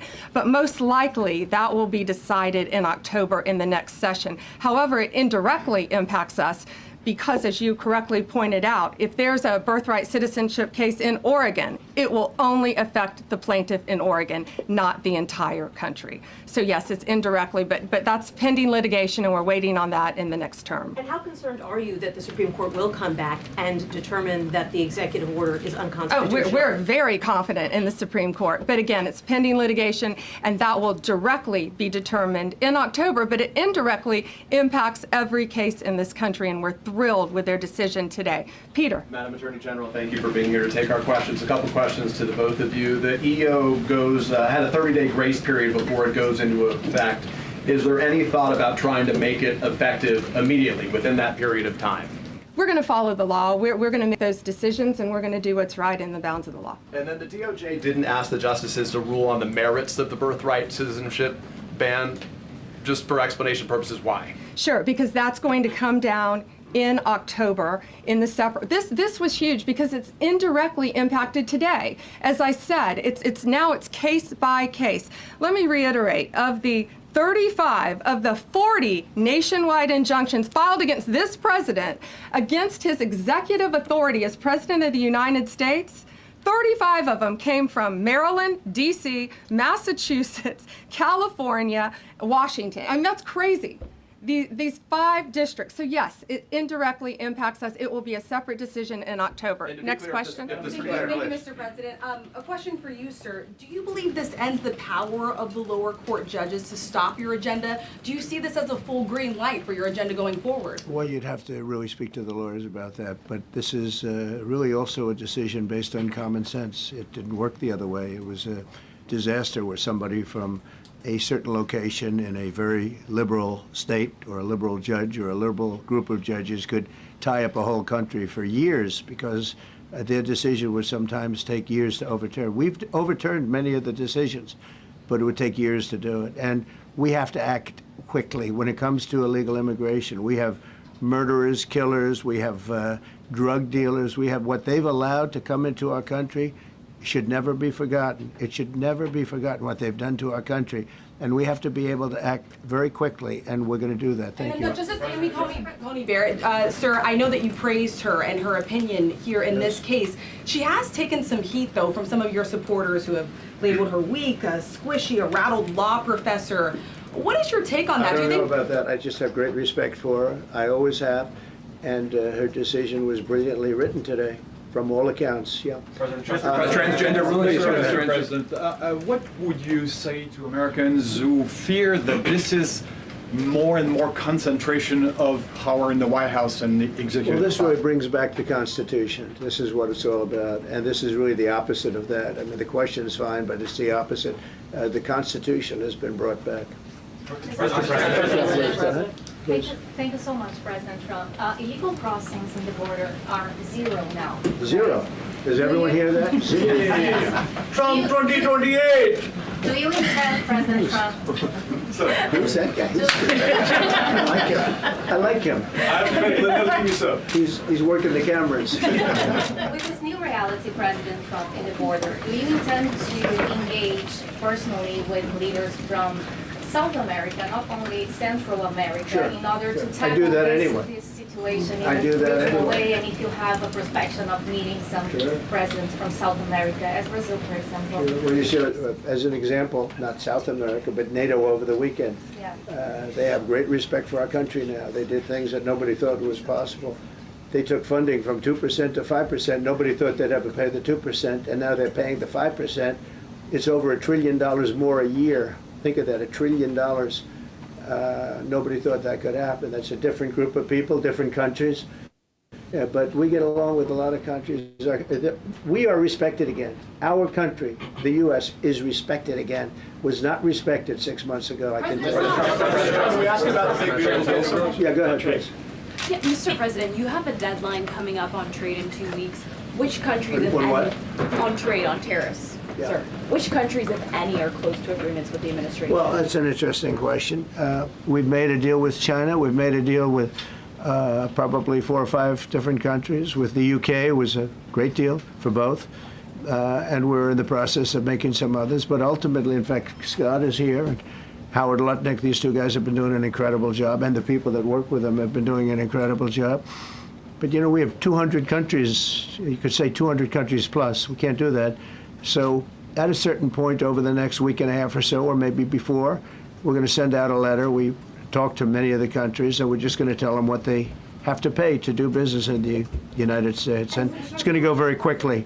But some of the bigger countries, so India, I think we're going to reach a deal where we have the right to go in and trade. Right now it's restricted. You can't walk in there. You can't even think about it. We're looking to get a full trade barrier dropping, which is unthinkable. And I'm not sure that that's going to happen, but as of this moment, we've agreed to that, go into Indian trade. We're going to be trading in China. That's going to come a little bit down the road, but we're going to be trading in China. We have a lot of great things going, and we're getting along with countries, but some will be disappointed because they're going to have to pay tariffs. And we've taken in already hundreds of billions of dollars in tariffs. No inflation. The only problem we have is we have a Fed guy that doesn't understand what's happening, and it would be great if he'd lower the rate because we'd be able to borrow a lot cheaper. Yeah, go ahead, please. Why don't we keep it on this subject? This is such a big subject. You know what? Trade is so big, but this, I don't know, in a certain way, this might be bigger than trade. A follow-up I think this is bigger than trade. Yes, please, go ahead. I was wondering, though, if you could... Go ahead. Sir, on the transgender ruling, the Supreme Court ruling that parents with religious objections can pull their kids out of public school lessons that use LGBTQ materials. Pam brought it up. Your reaction to that ruling today, sir? I think the ruling was a great ruling, and I think it's a great ruling for parents. It's really a ruling for parents. They lost control of the schools. They lost control of their child. And this is a tremendous victory for parents. And I'm not surprised by it, but I am surprised that it went this far. It took us to bring life back to normal. So it's wonderful. It's parental. And I kept saying, we will give you back your parental rights. They were taken away, and this is a tremendous victory for parents. Yeah. Mr. President, if you look at the back at the last week, it's been extraordinary in terms of the action in the Middle East. You were at The Hague. I'm wondering hell of a week, hasn't it? I'm wondering now if you believe that Iran.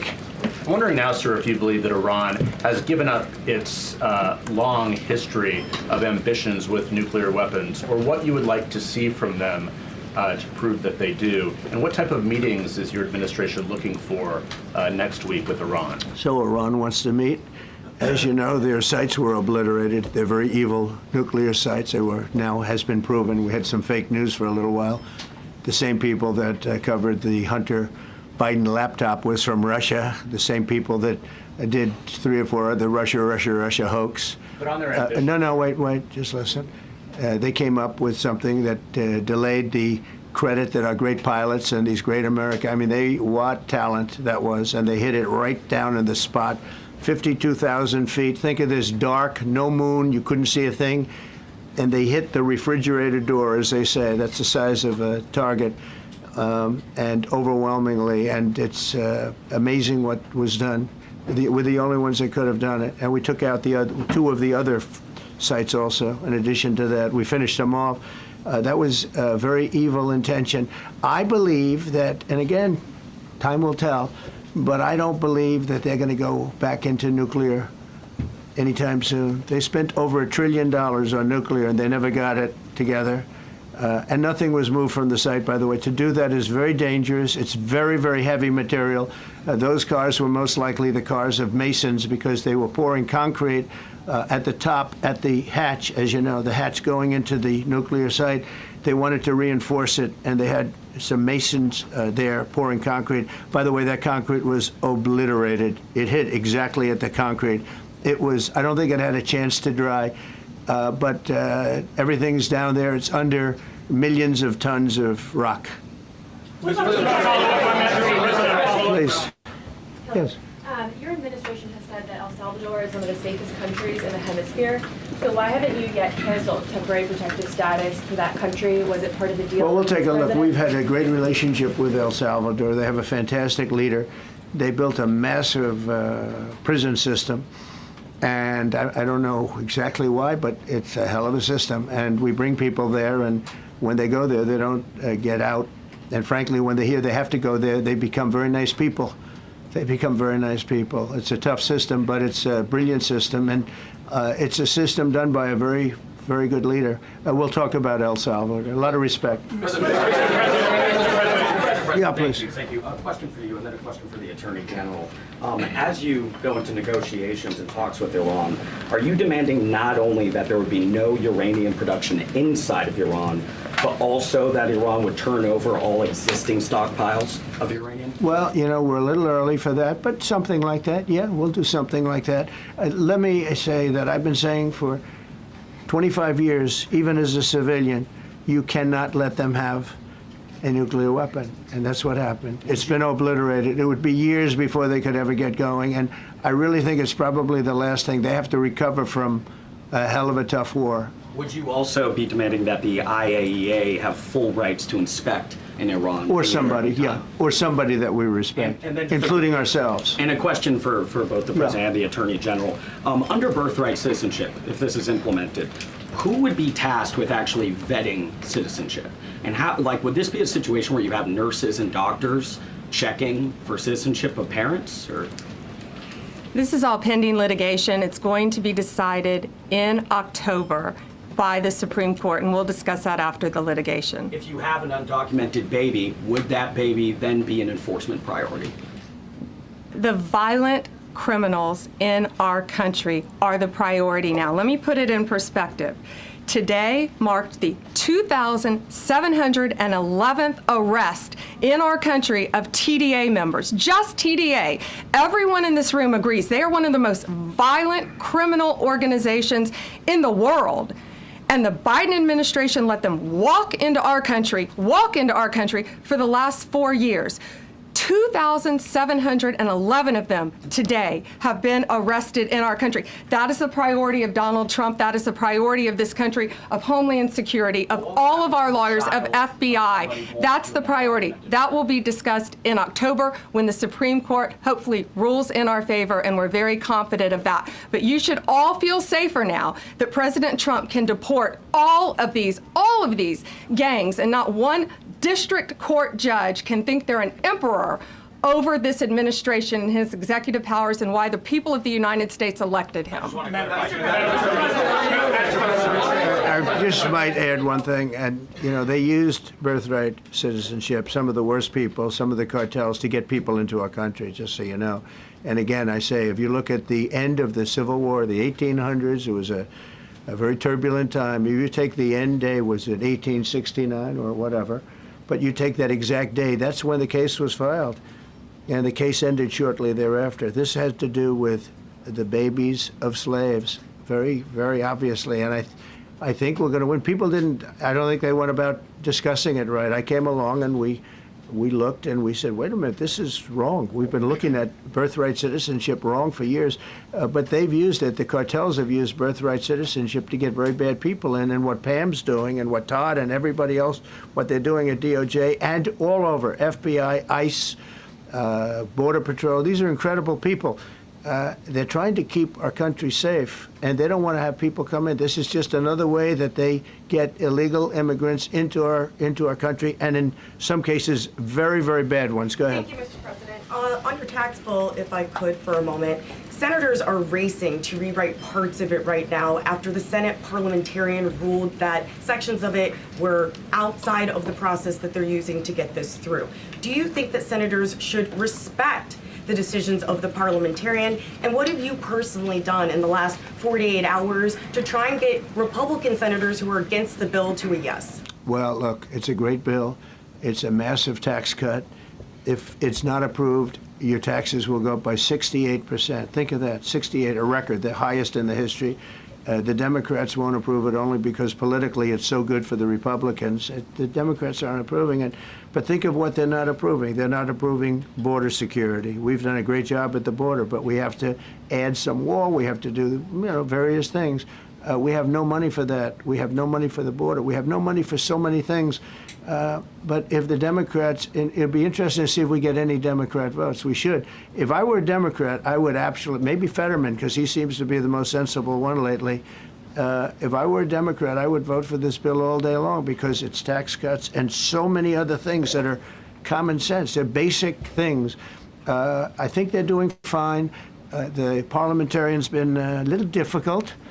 And I would say that I disagree with the parliamentarian on some things, and on other ways he's been fine. But we'll have to see. It's a big issue. I will tell you this: if that bill doesn't pass, the country will get a 68% tax increase. So think of this: you're a Democrat and you vote against it. That means you're voting in favor, because essentially you're voting in favor of the largest tax hike in the history of our country. And you can't do that. In addition, we're cutting costs by $1.7 trillion, and it won't affect anybody. It's just fraud, waste, and abuse. Mr. President, a leading global economist just did a 180 and says your tariff plan, you may have outsmarted everybody with it. What is your message? I love this. I love this question. This is the favorite. This is the best question I've ever been asked, because I've been going through abuse for years on this. Because, as you know, we're taking in hundreds of billions of dollars, no inflation whatsoever. But, Mr. President, what is your message to critics who think your tariff plan will cause a recession? I think they should go back to business school. It's so obvious. It's so obvious. I mean, we're taking in billions and billions of dollars from China and a lot of other countries. We took in, I had a call from somebody in the House and a high official "Sir, we have a problem. We don't know what to do. The books are a mess." I said, "What do you mean by the books?" "The books, the money coming in. It's so terrible." I figured, oh boy, what's this? I don't like this question. I said, "So what seems?" There's so much money coming in, and there must be some kind of an accounting mistake, because we have hundreds of billions of dollars more money than we thought. I said, "Do me a favor, go check call me back. You have to call me back. Check the tariff column." Calls me back 2 hours later, says, "You're right. We took in 88 billion in tariffs." They have so much money coming in. But more important than the money coming in, we have companies coming in, factories coming in, auto plants being built. AI is being built here instead of being built all over Europe and Asia. We have all of it. We have over $15 trillion, just about, Scott. I think we're right about that number. We went to Saudi Arabia. We went to Qatar. We went to UAE. Very smart people, very smart leaders, great leaders. And we took in $5.1 trillion just there. Without the tariffs, I mean, they also liked a thing called November 5th, November 6th, and November 7th. That was a very good little period of time. It's called the presidential election.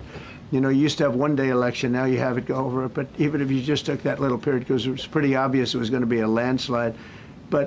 And they like that, but they love the tariffs.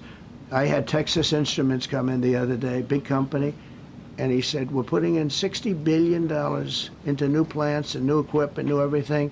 Sir, you're going to keep the tariffs, aren't you? Because if I ever took the tariffs off," and we are going to absolutely keep it. And they're worried that somebody that, like this communist from New York, someday gets elected. I can't believe that's happening. That's a terrible thing for our country, by the way. He's a communist. We're going to go to a communistic state. That's so bad for New York. But the rest of the country is revolting against it. But if somebody got elected, they're afraid that if this was taken off, well, we're going to guarantee it's never going to be taken off.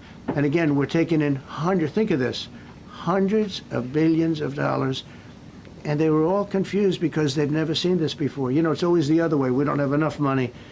So much money is coming in at levels that nobody's ever seen. But most importantly, we have factories being built, car plants being built, companies moving to our country like never before. If you look at 15 trillion, and that's only in a few months. You know, I haven't been here that long. Presidents, like the last one, was a disaster. He's the worst president in the history of our country, by the way. What he did on our border can never, ever be forgotten. To me, that's the worst of all the things. And he's done some terrible things, grossly incompetent. Nobody knew it was him, because I don't think it was him. I think it was whoever was controlling the auto pen.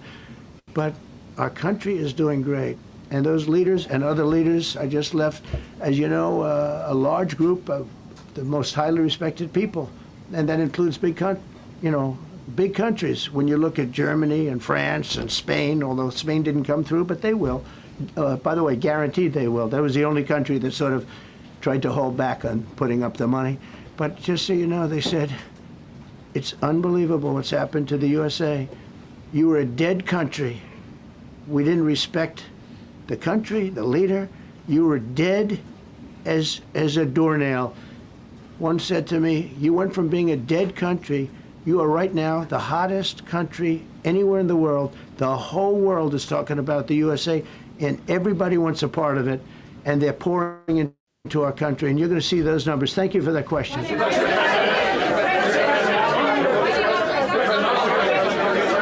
Yeah, go ahead, please. Thank you, Mr. President. I have a question about trade. Secretary Bessent has said that he hopes tariff deals with major partners will be done by Labor Day.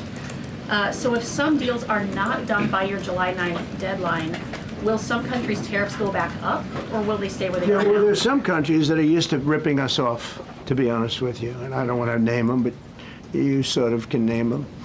And they're so used to just,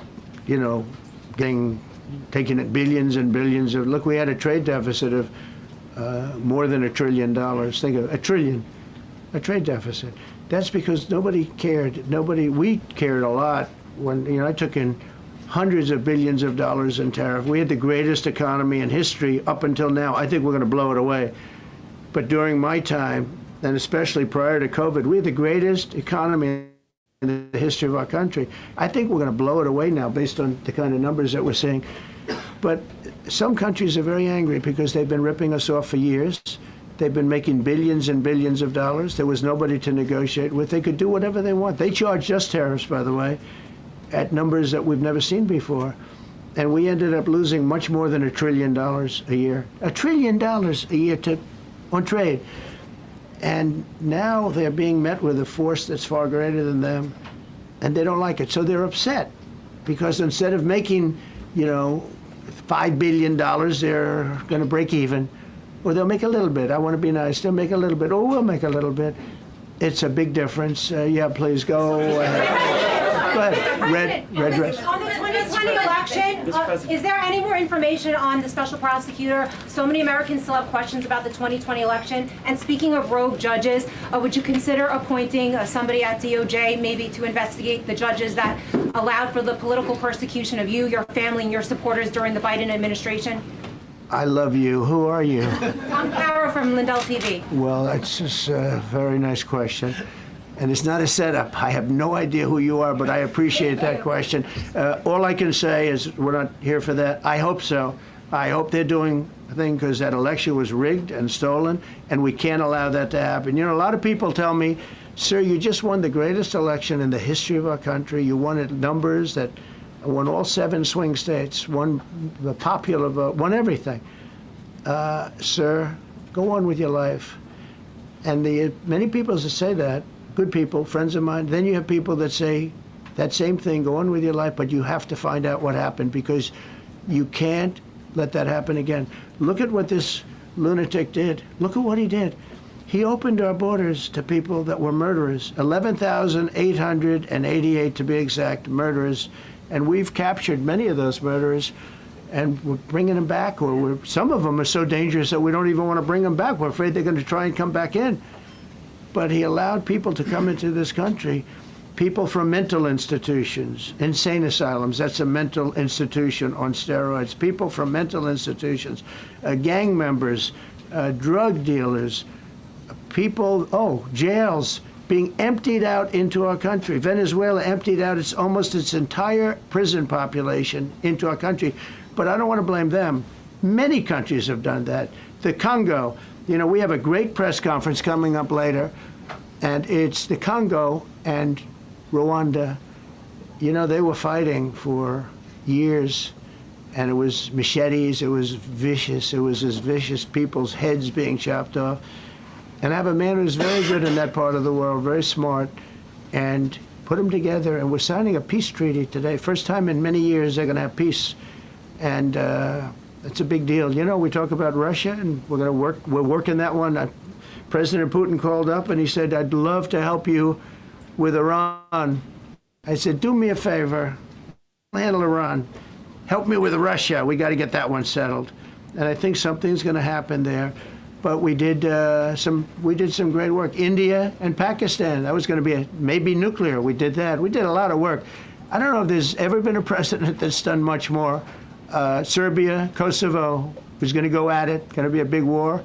I said, you go at it. There's no trade with the United States. They said, well, maybe we won't go at it. That's what happened with India and Pakistan. I was negotiating with both of them, and I said to Scott, I said to Howard, cancel all deals with India and Pakistan. They're not trading with us because they're in a war. They called back, what do we do? I said, look, you want to have trade with the United States, it's great. But you want to go and start using nuclear weapons on each other? We're not going to allow that. And they both agreed. Both have great leaders. They both agreed not to do it. So we did a lot, but I appreciate that question.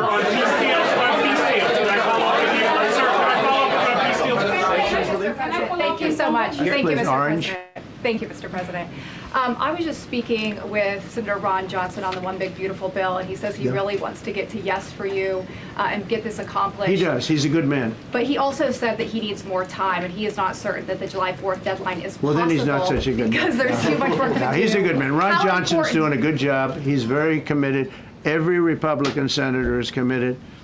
And, you could have a couple of grandstanders, in all fairness. You could have somebody else. And it's very dangerous because our country would go from being the most successful country in the world to who knows what happens with a 68%, think of it, 68% tax increase. That was given by the Democrats because they like high taxes. I don't know what happened. All my life, I'd grow up and I'd watch politicians talking. I'd say, oh, that's fun. And they were always saying, we will cut your taxes. We will cut your tax. I never heard it. They say, we will raise your taxes. and they elect people like this guy in New York that maybe has a chance. I find it hard to believe, but he maybe has a chance. They want to raise your taxes. So they want to see a 68% tax increase. That's more money than anybody could afford. You'd go into a depression if that ever happened. So I think there's a lot of pressure to get that approved. How important is the July 4th deadline to you? If It's important. It's not the deadline's end till all. August? It can go longer, but we'd like to get it done by that time, if possible. And look, we have a lot of very committed people, and they feel very strongly about subjects that you're not even thinking about that are important to Republicans. The problem we have is that it's a great bill. It's a popular bill, but we'll get no Democrats only because they don't want to vote for Trump. If that bill was their bill, oh, they would be so happy. It's so great for our military. It's great for everything. And they would normally vote, but because their hatred of Trump, they have Trump derangement syndrome at levels never seen before. And instead of voting for a tax cut, they're voting for a tax increase of 68%. They're voting to destroy Social Security, destroy Medicare, and destroy Medicaid. And we're voting to make them perfect and to make them better, make them stronger and better. They're going to destroy Medicaid, and they're going to destroy Medicare, and Social Security will follow. If you vote for the Democrats, you're dead on those three things. Thank you, Mr. President. On a related subject, many Democrats have said that they are not going to support crypto bills in Congress only because of you and your family's personal crypto ventures. And these votes are in some cases needed to pass. Are you open to the idea of pulling away from your personal crypto ventures just for the next few years if that helps get these crypto bills passed in the next few months? Well, it's a very funny thing, crypto. So I became a fan of crypto, and to me it's an industry. I view it as an industry, and I'm president. And if we didn't have it, China would, or somebody else would, but most likely China. China would love to. And we've dominated that industry. It's a big industry, by the way. In fact, when the stock market went down recently, crypto and Bitcoin and all of that went down much less than anybody else as a group. And we've created a very powerful industry, and that's much more important than anything that we invest in. We invest in it, but really that was an industry that wasn't doing particularly well. I got involved with it a couple of years ago, and before the second term. I got involved before I decided to run. I only decided to run because I saw what was happening, and Biden was incompetent, and the administration was crooked and incompetent. And I was in Bitcoin then, not knowing if I was going to do it a third time. So it's become amazing. I mean, it's the jobs that it produces. And I notice more and more you pay in Bitcoin. I mean, people are saying it takes a lot of pressure off the dollar. And it's a great thing for our country. So I don't care about investing. You know, I have kids, and they invest in different things. They do believe in it. But I'm president, and what I did do there is build an industry that's very important. And, you know, if we didn't have it, China would. Okay. Sir, Mr. President. Go ahead. With the glasses, gentlemen. Go ahead, please. Go ahead. Thank you, Mr. President. So, are you going to cut funds in the sanctuary states, like, for instance, California? They keep supporting illegal immigration, and then these people work under Yeah, we're the giving them table. a hard time. And also, if a foreign policy I question. mean, they don't have a governor in California. They have a man that wants to give away everything to people that nobody's seen before. If we didn't go into Los Angeles with the military, which did a fantastic job, but if we didn't go into Los Angeles bringing in the National Guard, I would have brought the military if it was necessary, because you have to. We have the right to. That was another thing upheld by the Supreme Court. But if we didn't go in with the National Guard and be strong and tough, you wouldn't maybe have Los Angeles. It would be like the rest of California, the rest of Los Angeles. They lost 25,000 houses in a fire. They should have lost none. You know, I sent the water down. I had to break into their water supply because they just refused to do it. They're crazy. There's something wrong with them. They have plenty of water. They don't have droughts or anything. They have plenty. We let it come down from the Pacific Northwest. They routed all the water out into the Pacific Ocean for environmental reasons, okay? And now you have 25,000 houses, none of which would have burned down if you had the water. They didn't have water. They didn't have water for the fire pumps. They didn't have water in the sprinkler systems that people put in. So the answer is we're going to work with governors. We're going to work with radical left Democrats and Democrats, and we're going to make it good for everybody. We'll have to stop the crime in those. In the case of the cities, I think I can say just about all cities with heavy crime are run by Democrats. Go ahead. Yeah, with the glasses. I'm with you. Go ahead, yes. Yeah, no, the man behind you, yeah, please. President Trump, Anthony Mashak from Amphibia, Lebanon. I want to ask you regarding the threats posed by Iran's allies and proxies operating in the U.S. They were threatening your life. So what do you say about that? And regarding the Lebanon, because Hezbollah is as well part of Iran's allies, is there any time frame in Lebanon regarding disarming Hezbollah in Lebanon? Yeah, Lebanon is a great place with brilliant people. You know, it was known for the professors and doctors and had an incredible history. And hopefully we can bring it back again. I just appointed a friend of mine who's Lebanese, and I didn't know he was Lebanese. I've known him for 20 years, very, very successful man. And I just appointed him. And I said, why would you want that? He said, because I was born there, I was raised there, I love it. I love it so much. I said, you know, it's very dangerous going to Lebanon as ambassador. And he said, that's what they say, but I don't care about danger. I mean, this is a guy that is just a very big business guy. He wants to give up his whole life to go to Lebanon because he believes in it so much. We're with Lebanon all the way. We'll try and straighten it out. Your life as well. So what actions? Threaten my life? Yeah, they have threatened. I get that throbbing feeling every once in a while. Get that throbbing feeling, but you know what? That's okay. This is a dangerous business. What I do is a dangerous business. You know, I tell the story of the car companies and different people in different professions you have. Race car drivers, as an example. 1/10 of 1% die. Bull riders, 1/10 of 1%. That's not a lot, but it's people die. When you're president, it's about 5%. If somebody would have told me that, maybe I wouldn't have run. Okay? This is a very dangerous profession. Yeah, please. By the way, so many questions. Should we keep this going, Pam? This is the opposite of Biden. Biden would take a half a question and he'd leave without answering it. Go ahead. On Iran. You tell me when it gets boring. Okay. If Iran. Are you from Iran? No, I'm not from Iran. I'm from the UK. But if the intelligence reports conclude that Iran can enrich uranium to a level that concerns you, would you consider bombing the country again? Without question, absolutely. And have you had any conversations? Turned out to be unbelievable. But, you know, our incredible flyers and I call them the shots, these guys are unbelievable. Think, from 52,000 feet, they hit the equivalent of a refrigerator door. They actually hit it right in the center, so it's much smaller than that. And just bomb after bomb going deeper, deeper, blowing up. Incredible, incredible thing. I don't know if you heard the general, he was very impressive. Raisin Cane. You know, he's the one that beat ISIS for me. And he did it in a matter of weeks. And I was told it was going to take 4 or 5 years. And when I got this job, I always said, if I get this job, I'm going to put that guy as the head of the Joint Chiefs of Staff.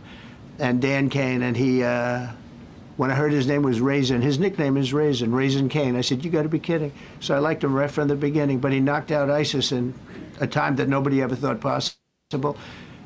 And when this attack was completed and so successful, I said, now I know how you knocked out ISIS so quickly. But we have the best people, we have the best equipment in the world. You know, I rebuilt the military during my 4 years, during my other term. We have the best equipment in the world. The problem is we gave away, you know, a lot of it, but small, relatively speaking. We gave a lot of it away to Afghanistan. Shouldn't have happened. That just shows how incompetent they were. They gave all that equipment away, billions and billions of dollars worth. Shouldn't have happened, but that was small compared to what we have. Now we have a great military with great people. Okay. Yeah, please. Mr. President, congratulations. A couple of very different questions. One is Rwanda, 1994. As you grew up in New York, we all knew how horrific those attacks were. Congratulations on that treaty. There are talks that perhaps... That's going to take place today at 3 o'clock in the Oval Office. We're going to have a signing with Rwanda and the Congo. I have a follow-up. So I'm a little out of my league in that one because I didn't know too much about it. I knew one thing. They were going at it for many years and with machetes. It is one of the worst wars that anyone's ever seen. And I just happened to have somebody that was able to get it settled. I mean, just a brilliant person who is very comfortable in that part of the world. It's a very dangerous part of the world. I said, are you uncomfortable there? People are being killed. School children are being raided and killed. And I don't even want to say how, but as viciously as I've ever heard. Are you uncomfortable? No, that's the part of the world that I know. Very comfortable. Was able to get them together and sell it. And not only that, we're getting for the United States a lot of the mineral rights from the Congo as part of it. They're so honored to be here. They never thought they'd be coming to, look, this is a very tough part of the world. They never thought, they were just telling me, they never thought they'd ever be coming to the White House, and they're so honored. And so we're going to give them a great big reception. But that's after many years of fighting. It's a great thing. That's at 3 o'clock, I believe. Sir, are you concerned at all about secret nuclear sites in Iran? You talked about maybe just secret nuclear site? Yes, that there might be some. Not really. Can I tell you? They're exhausted. And Israel's exhausted too. And I dealt with both of them.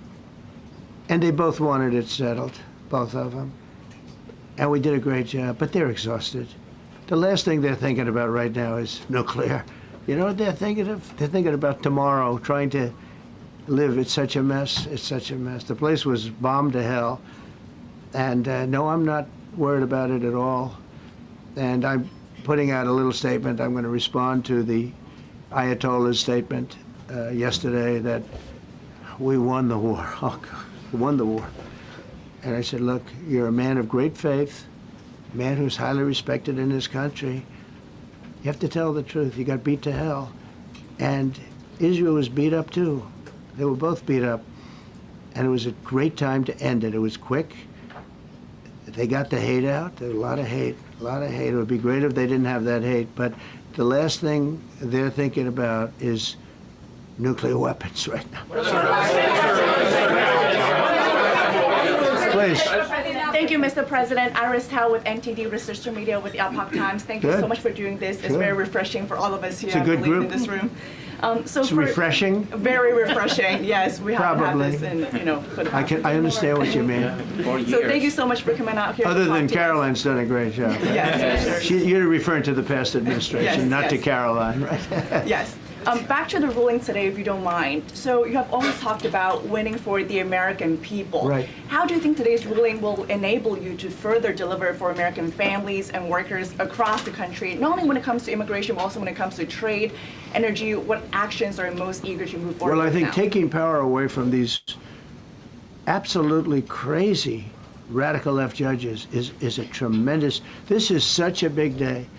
This is such a big day. It's like, it's sort of sad because we're doing the signing at 3 o'clock, and this may very well dominate the signing of a big war that was going on and really affecting the continent of, think of it, the entire continent of Africa was being affected. And we're settling that war today, and this will probably be a headline. But this is a very big moment, and it gives power back to people that should have it, including Congress, including the presidency. And it only takes bad power away from judges. It really doesn't take power. It takes bad power, sick power, and unfair power. And it's really going to be, this is a very monumental decision. Yeah, please. Yes, President, thank you very much. On July 9th, is that July 9th date set for tariffs to snap back? Or could there be a... We can do whatever we want. We could extend it. We could make it shorter. I'd like to make it shorter. I'd like to just send letters out to everybody. Congratulations, you're paying 25%. He doesn't want. He's a much nicer person than I am. Go ahead. Did you finish it up? Who are you considering for the Federal Reserve then? And are you speeding up that process? I see Secretary. Oh, he's terrible. He's terrible. I mean, I have a list of things. We're like 38 on the list. We pay, Cameroon and different places are paying the same as us. Because, you have somebody sets a rate at 4% or 4.5%. It's hard to go out and say we should be paying 1% when you have your so-called experts doing that. And the sad part is, as per the question that you asked about tariffs, we've had the tariffs and we have less inflation than we had before. What we have is a hell of a lot more money, a hell of a lot more income, and we shouldn't be paying a rate like that. In other words, when we pay a rate, I'll tell you, each point is the equivalent of $300 billion. So if we had it down 3 points, because I think we should be at 1, you have Switzerland is at 0.25.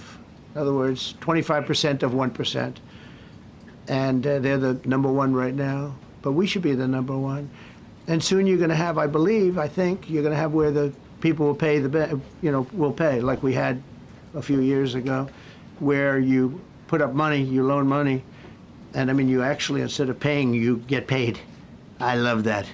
I don't know if it's any good, but I love it, where you put up money and you get paid. But we should be in a category, so we should be at the top of the list, not toward the bottom of the list.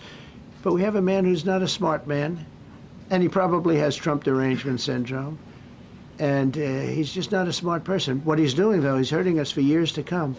Because if we borrow money at 2 points higher than we should be paying, that's $600 billion. Wouldn't you say those numbers are about right, Scott? So it's 2 points would be about 600, actually more than that, but about $600 billion, all because the guy doesn't want to lower the rates. He's doing the service, a very disservice, and then he goes up and talks about, I'd like to see costs come down. You know, he gets up and he does his little thing for 5 minutes, and he goes out and he goes back to the beach. He goes, I'd like to see costs come down. Well, he could lower the interest cost by $900 billion a year. All he has to do is lower rates. And everybody's saying, I was watching some of the business shows today, and they're saying, you know, Trump's right. He should really be cutting. The country's doing well. We have no inflation. Now, despite him, we're doing great. But if we got the rates down, we would be a rocket ship. So I think that'll be it. And I just want to thank everybody. This is a really big day. We've had a big week. You know, we've had a big week. We've had a lot of victories this week. NATO was a tremendous victory. The war was a tremendous. Look, we were talking about this for 30 years, about Iran being nuclear. And all I said is it will not be nuclear, and it's not going to be nuclear. And you know, I want to give credit to a lot of people, and most importantly to our great military. Boy, they put out that fire. Once that happened, once those bombs got dropped, that war was over. That war was over. But I just want to compliment them. Incredible. The general and all of his generals. Pete Hegseth was great. They were, and now I want to compliment Pam. A lot of genius went into this. You know, people, if you don't say it exactly right, if the Supreme Court doesn't get it because it's incorrectly spoken about, and that happens. A lot of cases are lost because they don't say the right words. But I want to correct. She's going to go down as a great attorney general. I may change my mind about that. I don't know. Maybe someday I'll have call and say I was only kidding. She's going to go down as a great attorney general. This was a tremendous win, and we've had tremendous wins, but this was a tremendous win today.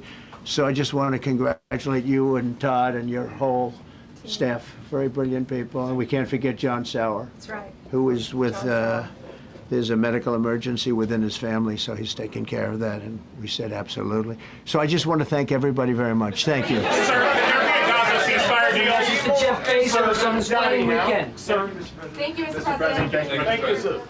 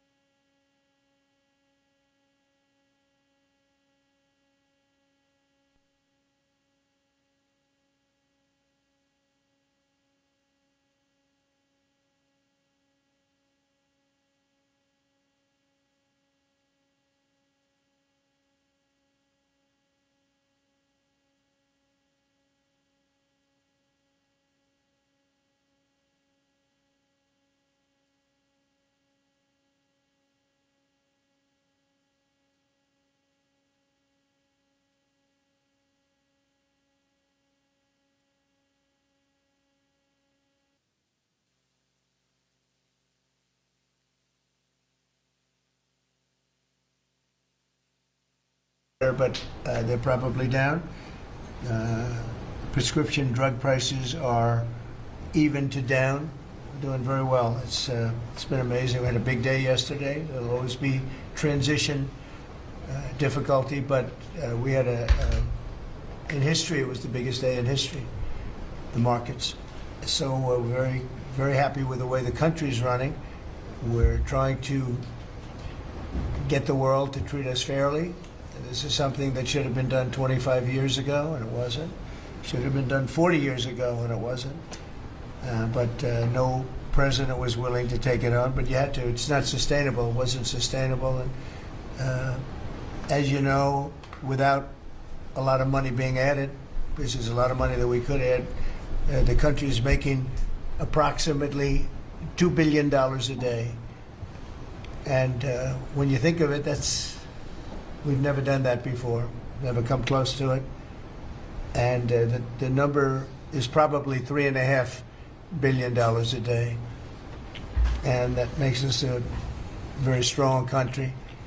But we have Scott here and Howard and some of the people that are working on deals, and the biggest problem they have is they don't have enough time in the day. Everybody wants to come and make a deal, and we're working with a lot of different countries, and it's all going to work out very well. I think it's going to work out really very well, but we're in good shape. There's no inflation. There's very little inflation, and I went 4 years without inflation, and I took in hundreds of billions of dollars from China and others, taxes in China. But we took in hundreds of billions of dollars a year from China, and we had no inflation, essentially. So we think we're in very good shape. We think we're doing very well.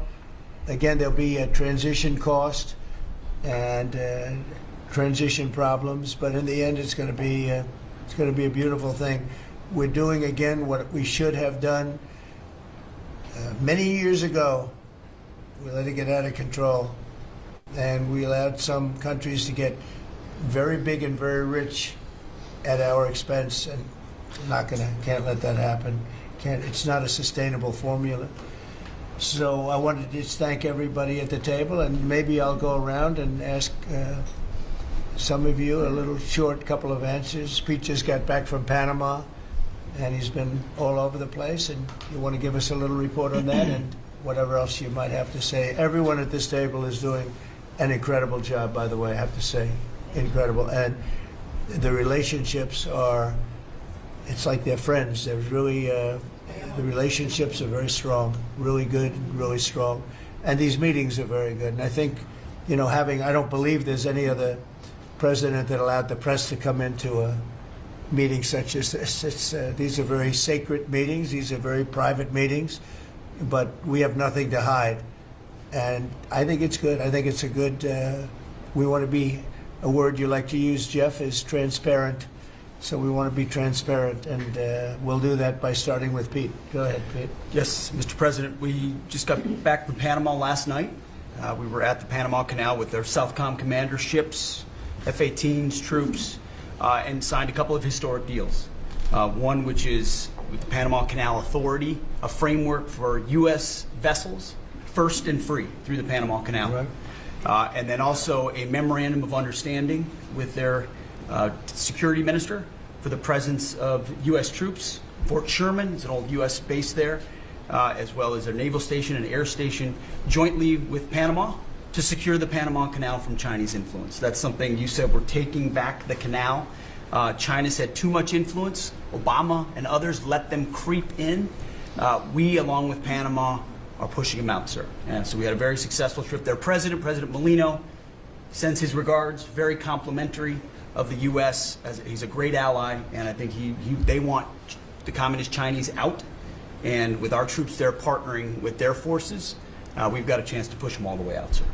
We've moved a lot of troops to Panama and filled up some areas that we used to have, and we didn't have any longer, but we have them now, and I think it's in very good control, right? Yes, sir.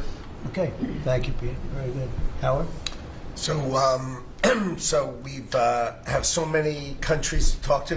It is, it's incredible. I think Scott and I, I'm not sure we could ever have enough time in the day to talk to all these countries because they want to talk and they want to talk now, and they have come with offers that they never, ever would have come with, but for the moves that the president has made, demanding that people treat the United States with respect. We're getting the respect we deserve now, and I think you're going to see historic deals, one after the other. And then I'm very excited that within a week and a half, we're going to start with the gold card, and the Trump card is coming out, and we're very excited about that, and that's coming soon. So very excited. Good. Thank you very much. Good job. Linda? Well, on a couple of fronts, we have been addressing the issue of anti-Semitism on campuses. There's been some grant funding and contract funding that we've reviewed, and some canceled and some we've put on hold, waiting for that, while we do an investigation. On the other side of what my responsibilities are in having education go back to the states, we're meeting and talking with governors. I was with, this week, all 50 commissioners of education around the country, and because we also want to provide them with tools and best practices as education does move back to the states. Making great progress, great response from the states, and very positive. And what about colleges? You're holding back $400 million from Columbia, $8 billion from Harvard. Can you imagine the money we pay Harvard? They have a $60 billion fund, and we're giving them $8 billion, and we're trying to figure that out. And then they hire de Blasio, the worst mayor in the history of New York, and they hire the woman from Chicago who was a disaster, total disaster, and they pay them massive salaries, and they're supposed to be teaching you government. That's not Harvard. That's not Harvard the way it used to be. So, do you have anything to say about that? The dollars you're holding back from quite a few universities that were not behaving. Yeah, and the other, there's some Princeton, Cornell, others that are coming in, and actually getting calls now from the presidents of the universities who really do want to come in and sit down and have discussions. And so we're investigating them, but in the meantime, we're holding back the grant and the fund money. Thank you. Great job. Thank you. Very thankful for the House voting for the President's budget resolution along with the Senate bill. Made a ton of progress this week in working with members to ensure that a desire for flexibility in the Senate was not misconstrued as a desire not to slow and do spending reforms. And so we're very thankful for that. And now we can get after writing that bill, getting the President as big a package of his agenda to his desk. So very good week. Good. We just got the House vote, and now we're well on our way to getting, as we call it, the great big beautiful bill. It's a beauty. There's never been a bill like this one. We're trying to get it all into one beautiful bill. It's tax cuts, regulation cuts, and many other things. The border, a lot of money for the border. Well, you're doing a fantastic job. So, but we just got a report that we, as you know, you knew before us. Were you surprised we got the vote? Got the vote. And we're happy to get the vote. So I think we're going to be in very good shape. Okay, please. Mr. President, last year the Chinese received 1,700 orders for new ships. American shipyards received 5. Under your leadership, like so many other industries, we are going to revitalize and make shipbuilding and maritime great again with these blue-collar jobs. These are the cranes, the ports, opportunity zones, and drive that investment back in. And we have, under that executive order, and also one to streamline foreign military sales for people that want to buy our equipment, and of course acquisition reform, all just this week under your leadership, Mr. President. So we're going to be rebuilding our shipbuilding business. We may order, would have to go to Congress for this, but we may buy some ships from other countries that we're close to and that do great jobs with ships, but we're going to start the process of rebuilding. We don't really essentially build ships anymore, which is ridiculous. It's going to be a very big business for us in the not too distant future, but in the meantime, we have countries that do very well at building ships, and we'll be dealing with those countries, and we may be ordering top-of-the-line ships from those countries. And within a fairly short period of time, we'll be building our own ships. So we'll probably have to go to Congress for that. But we're not going to have a problem. Susie, thank you very much for the job you've done. Go ahead, please. I just want to make sure you know that this cabinet, I think, pretty uniquely collaborates and cooperates and works together to accomplish all that you've asked them to do, and I think they deserve a lot of credit for that. It's true. You're doing a great job. The chief of staff, doing a great job. Lee, go ahead. Mr. President, the Biden EPA was strangulating the economy. The Trump EPA understands it's not a binary choice. We can protect the environment and grow the economy. Working with Doge and Elon Musk, we've now canceled $22 billion worth of grants.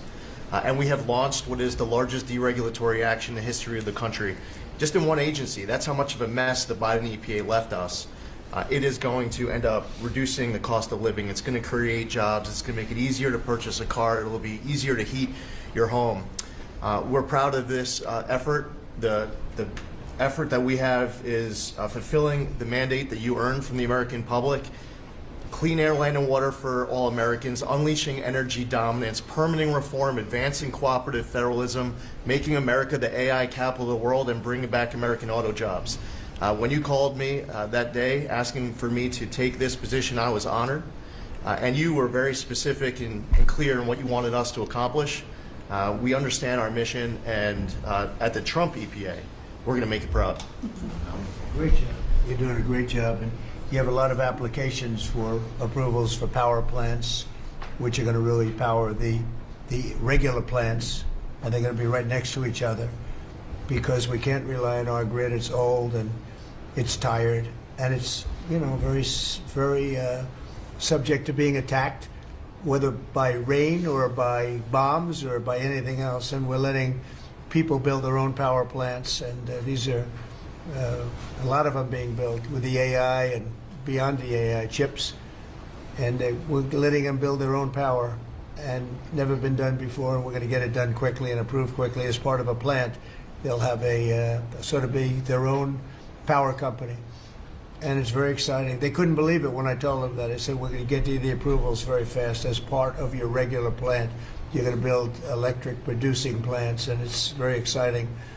And they're able to do it very quickly and very well, and you made it possible. Thank you. You have a lot of applications for some of the biggest plants that have ever been built in the world.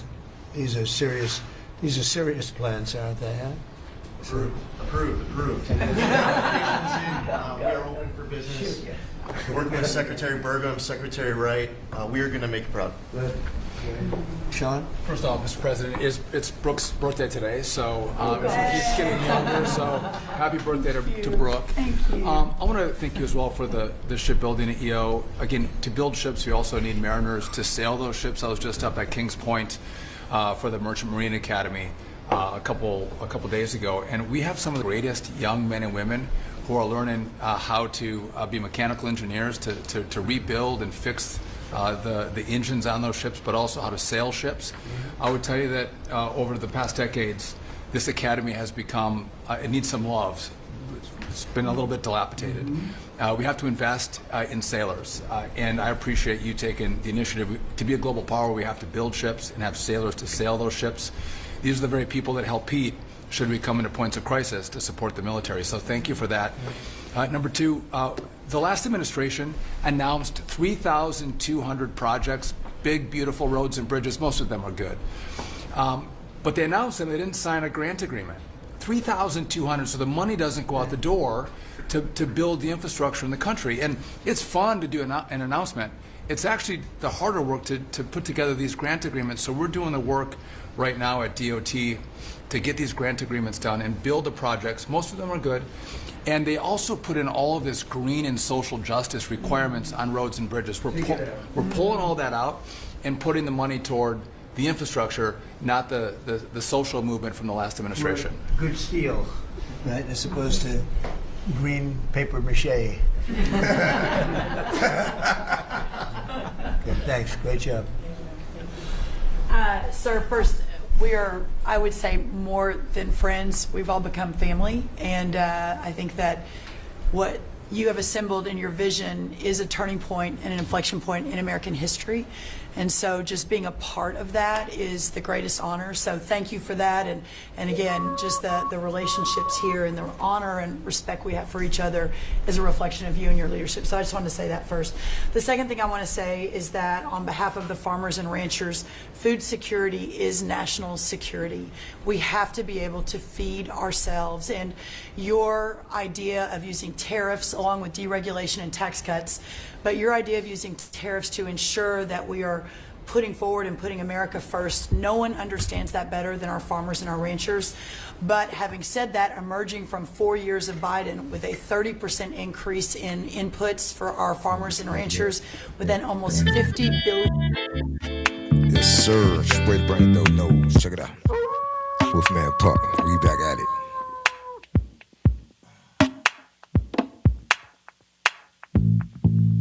Change up the mood of things right about now.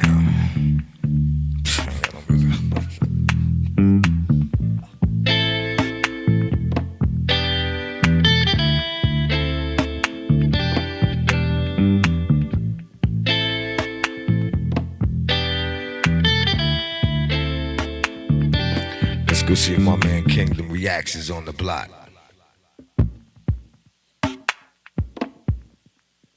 It certainly is. Let's go check out my boy. 1, 2, let's get it, let's go. New York, you ever bought something online and then as soon as it ships to you, you went, why did I do that? Yeah, that's kind of what's happening right now. At the heart of this path is a property tax increase. This would effectively be a tax on working and middle-class New Yorkers.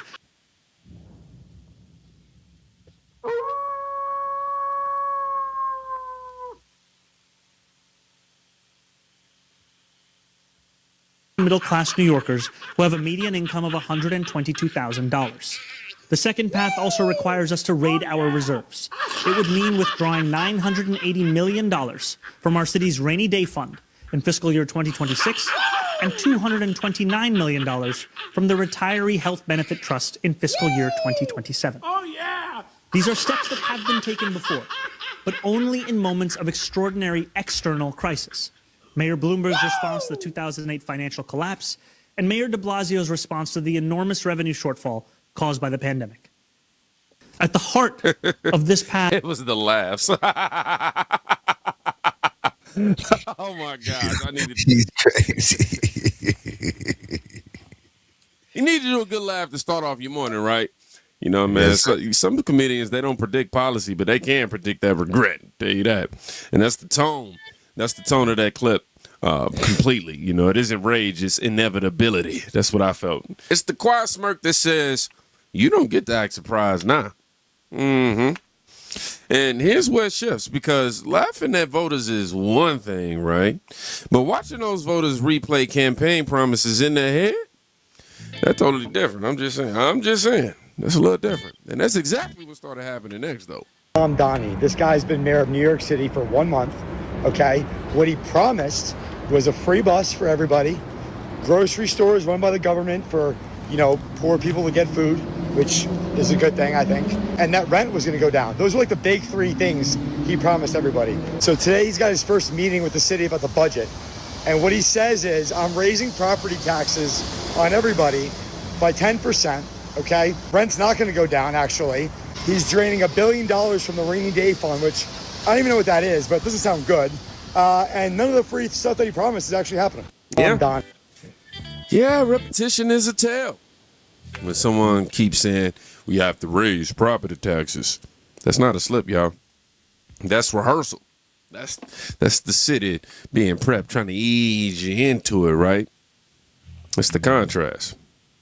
What makes everything sting isn't the tax itself. It's the contrast. Free buses, free food, you know, rent relief. Now it's reserve withdrawals and rate hikes. That gap between promise and policy, that's where trust fractures. And once trust fractures, you know, that thing gets sharper. It does, because now the question becomes, did anything materialize? Let's check. Hey guys, so I'm thinking about coming to New York City next weekend to film some content. Can you guys let me know in the comments if the buses are free yet? I know Zoran promised free buses, so I just want to know if I should budget in transportation costs. This 14 seconds. That was it. There was no yelling, no trots, no panel debate. Just, are there free buses yet? That's not even comedy, y'all. That's just pressure. That's gold, if you ask me. Because when campaign promises age this badly, they age in public. And here's where it stops being just punchlines, though, y'all. Because memes don't pay mortgages. And once homeowners feel movement under their feet, I can guarantee you that the tone is going to completely change. This is Latina, your favorite community advocate. So this conversation about Mondani wanting to increase property taxes. As I said before, the ones who are going to feel it is the black community. This is an attack on the black community. For those of you who understand where I'm coming from, we are all on the same page here. This is an attack to get New Yorkers, born and bred New Yorkers, out of their homes, to take away their homes so that he can have his people come in and take over New York City. This has always been the plan of the Democratic Party. This has always been their agenda. The only difference is that Mondani is telling you straight to your faces with a big smile on your face. You can give your heart, mind, body, and soul to an employer, to this city, and it wouldn't make one bit of a difference because the party, which is one party rule, the Democrats, would take everything away from you quickly, right? Now they prop up this guy, they propped up AOC, they propped up Mondani, they propped up all of these DSA people, these radicals, to come in and strip you of your dignity, strip you of your pride, take away your home ownership, your businesses, make your communities unsafe, make you feel like you're trapped in your own community, make you feel like you have to be forced to give up your paychecks to illegals, to take care of illegal criminal aliens. Really think about this. What are the Democrats, or what, better yet, what have they done for the black community? What have they done for the middle class families? What have they done for the families who are struggling? They haven't done absolutely nothing, man. And you can't find a person that would disagree. And I'm dumbfounded to find someone who agrees. Make ends meet.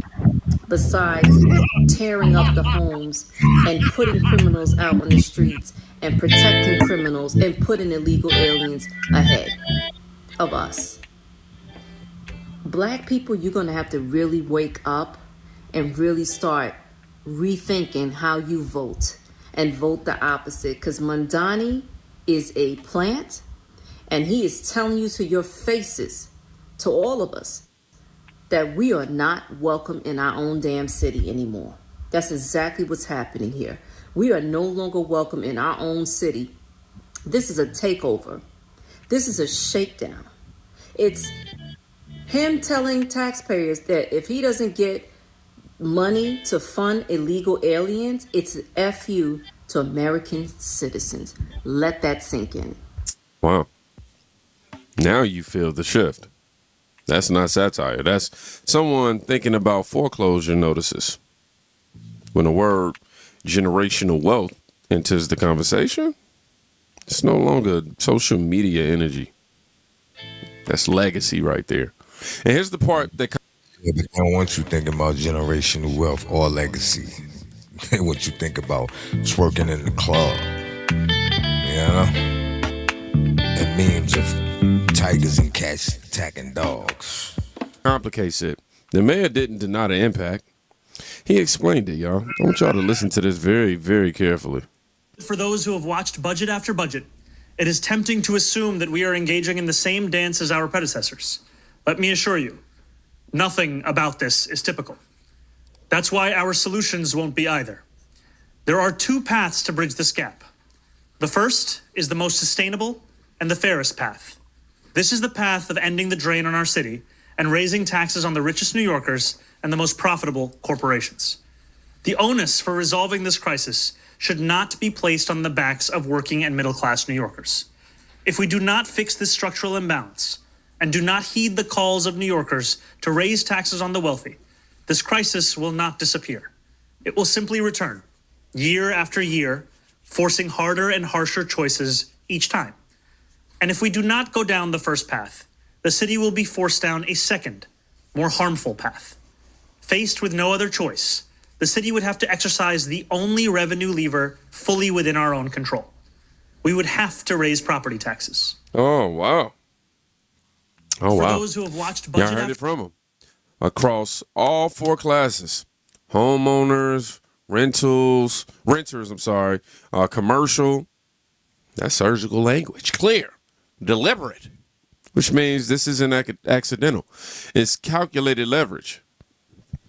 But leverage only works if people stay. I'm just saying. And that's where this next voice enters. Not emotional. I would say strategic. Everybody from New York and New Jersey and Massachusetts is moving into my neighborhood. I'm pissed off. And this guy's just doing more of it.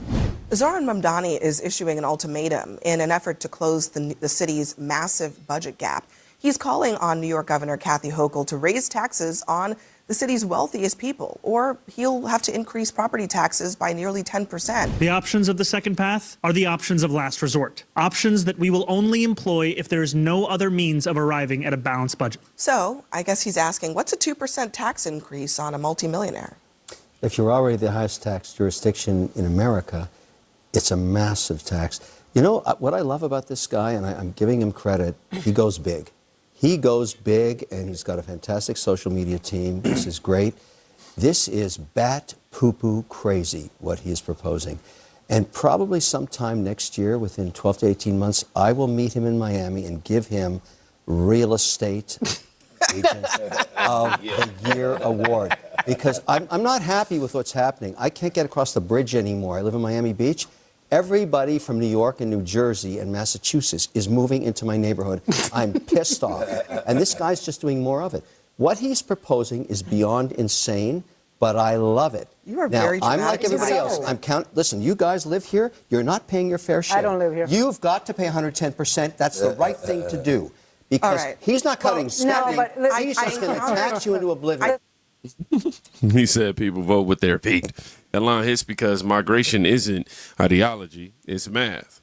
Raise costs, people, relocate, tax base shrinks, pressure increases. Now, you're not debating socialism or capitalism, you're debating sustainability at that point. And I'm going to just say, when sustainability becomes a question mark, anxiety creeps in. And we already know anxiety is that thing that likes to spread pretty fast. All right, good morning. I am Sweeney. I'm coming to you live from Sun Valley, Idaho. I'm finally back in New York City tonight. But before I'm back, I wanted to give you my thoughts and impressions of Zohran Mamdani's budget proposal. A lot of you guys were asking for my take on this yesterday, but I wanted to do my due diligence. I wanted to get comfortable and familiar with the thing, read it line by line, and understand every nook and cranny. And hand to God, I promise you guys, as I was doing so last night, I had to get up out of my chair and walk around the house because I very simply could not believe the things that I was reading. And for some context, setting aside the Great Depression or Detroit's complete bankruptcy in 2013, this is the worst case of municipal mismanagement I have ever heard of in American history, and I'll break it down for you guys in 60 seconds or less, all right? So, Mamdani yesterday goes to the state, and he presents the lawmakers there with the fact that New York City is operating on more than a $5 billion budget deficit. And what is a budget deficit? It's very simple. It's when a city is spending more than what it is bringing in via tax revenue. And Zohran presents the state with two options as to how to solve that deficit. The first option would be the state raising taxes on the wealthy and corporations. But this first option is an impossibility. Why? Because Hochul has maintained for years she won't raise taxes because New York State has already lost $30 billion in folks leaving the state due to rising taxes. And if she raises them even more, that exodus will turn into the floodgates opening. So he's left with a second option. And you got to laugh at this, which is as follows. Raising New York City property taxes by 9.5% in a way, using Zohran's own words, that will impact directly the most medium income earners. So much for taxing the rich. And a lot of people are coming out of the woodwork and they're saying, you can't blame Zoran for problems he inherited. I'll tell you why you can. Because Zoran was an assemblyman for years. He understood intimately the budget crisis that New York City was facing. Yet simultaneously, he was going around in his campaign promising to freeze your rent, promising you free buses. This is what a demagogue is. This is what a charlatan is, a snake oil salesman. In a word, a fraud. And so what are my two final takeaways? Guys, from the jump, I've been telling you, nothing in life is free. Every inch around you in this beautiful world is paid for by somebody. Second, you need to stop believing and buying into this BS, pie-in-the-sky politicians who promise you the world, then as soon as they're in the office, that was a complete lie. They just use those promises to get your vote. Wake up, ladies and gentlemen. Stop believing in utopia. It doesn't exist. Yeah. You hear that, Tom? It's not policy analysis. That's economic claustrophobia right there, if you ask me. And then someone drops a comparison. Not to embarrass, but, how do I say, to contextualize. And this is where the temperature completely rises. At the heart of this path is a property tax increase. This would effectively be a tax on working and middle-class New Yorkers who have a median income of $122,000. The second path also requires us to raid our reserves. It would mean withdrawing $980 million from our city's rainy day fund in fiscal year 2026 and $229 million from the Retiree Health Benefit Trust in fiscal year 2027.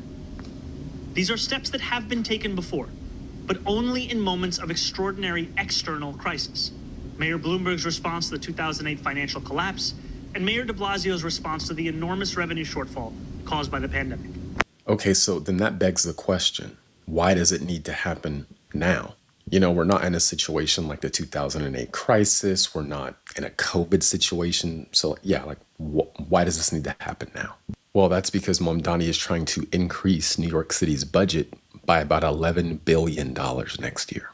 So just to be clear, if he wasn't trying to increase New York City's budget by $11 billion next year, there would be no gap. There's about a $5.5 billion gap, and he wants to increase the budget by about $11 billion.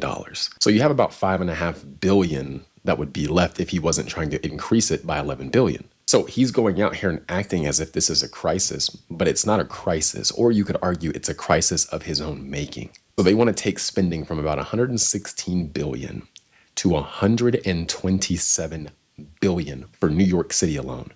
Now, think about this.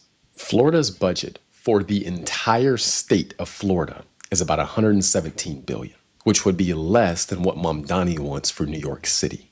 New York City has a population of about 8.5 million. Florida has a population of around 24 million people. So Florida has around 3 times the amount of people that New York City has. And New York City has a higher budget than the entire state of Florida. They have enough money in New York City.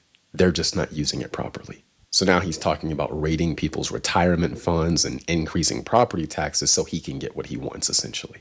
They have more than enough money in New York City. They just don't spend it well. 40% of the city's budget goes to the Department of Education. And New York City's 4th graders are behind Florida's 4th graders when it comes to education. 4th grade is young enough to where there's still changes that could be made, but they're old enough to where you can see how the system they're operating is. Also, around that time, kids go from learning to read to starting to read to learn. So 4th grade is an important time. That's why I talked about that age. So they spend more money and they get less results. Democrats have a spending problem. It's obvious. But that's all I've got for now. Don't forget I have a free email newsletter. Send that out every morning, 7 a.m. Central. Hope to see you there. The link is in my profile. Yeah. 8.8 million people. $127 billion. Florida, 22 million, $117 billion. Now, before anyone screams, apples and oranges, that comparison isn't about perfection. It's about perception. And perception in politics, I've been telling y'all this whole week. This whole week. It's Thursday. That's oxygen for them. Right now, New York's perception is shifting from visionary reform to, did we fully read the fine print in this? Seriously. Not because of ideology, but because of consequence. Now, this isn't about dunking. It's about timing. If the first move after bold promises is a near 10% property tax threat, people start recalculating fast at that. And once calculation begins, political grace period shrinks. New York isn't screaming yet, but it's thinking. And thinking is the first step toward regret. So, I want you to comment buyer's remorse or still trusting the vision. I'm curious to see who do. No, y'all be safe. Go check with somebody today. I got my son here in the back who I got to go take him to get his driver's permit today. And he has me a little, I ain't going to do it to you, son. I ain't going to do it to you, you know. He ticked me off. He forgot to get his paper from school that he was supposed to get. Now we got to go to his school to get the paper. Then I got to take him to the DMV. Be safe. Go check on somebody today. You could be saving their life. Peace.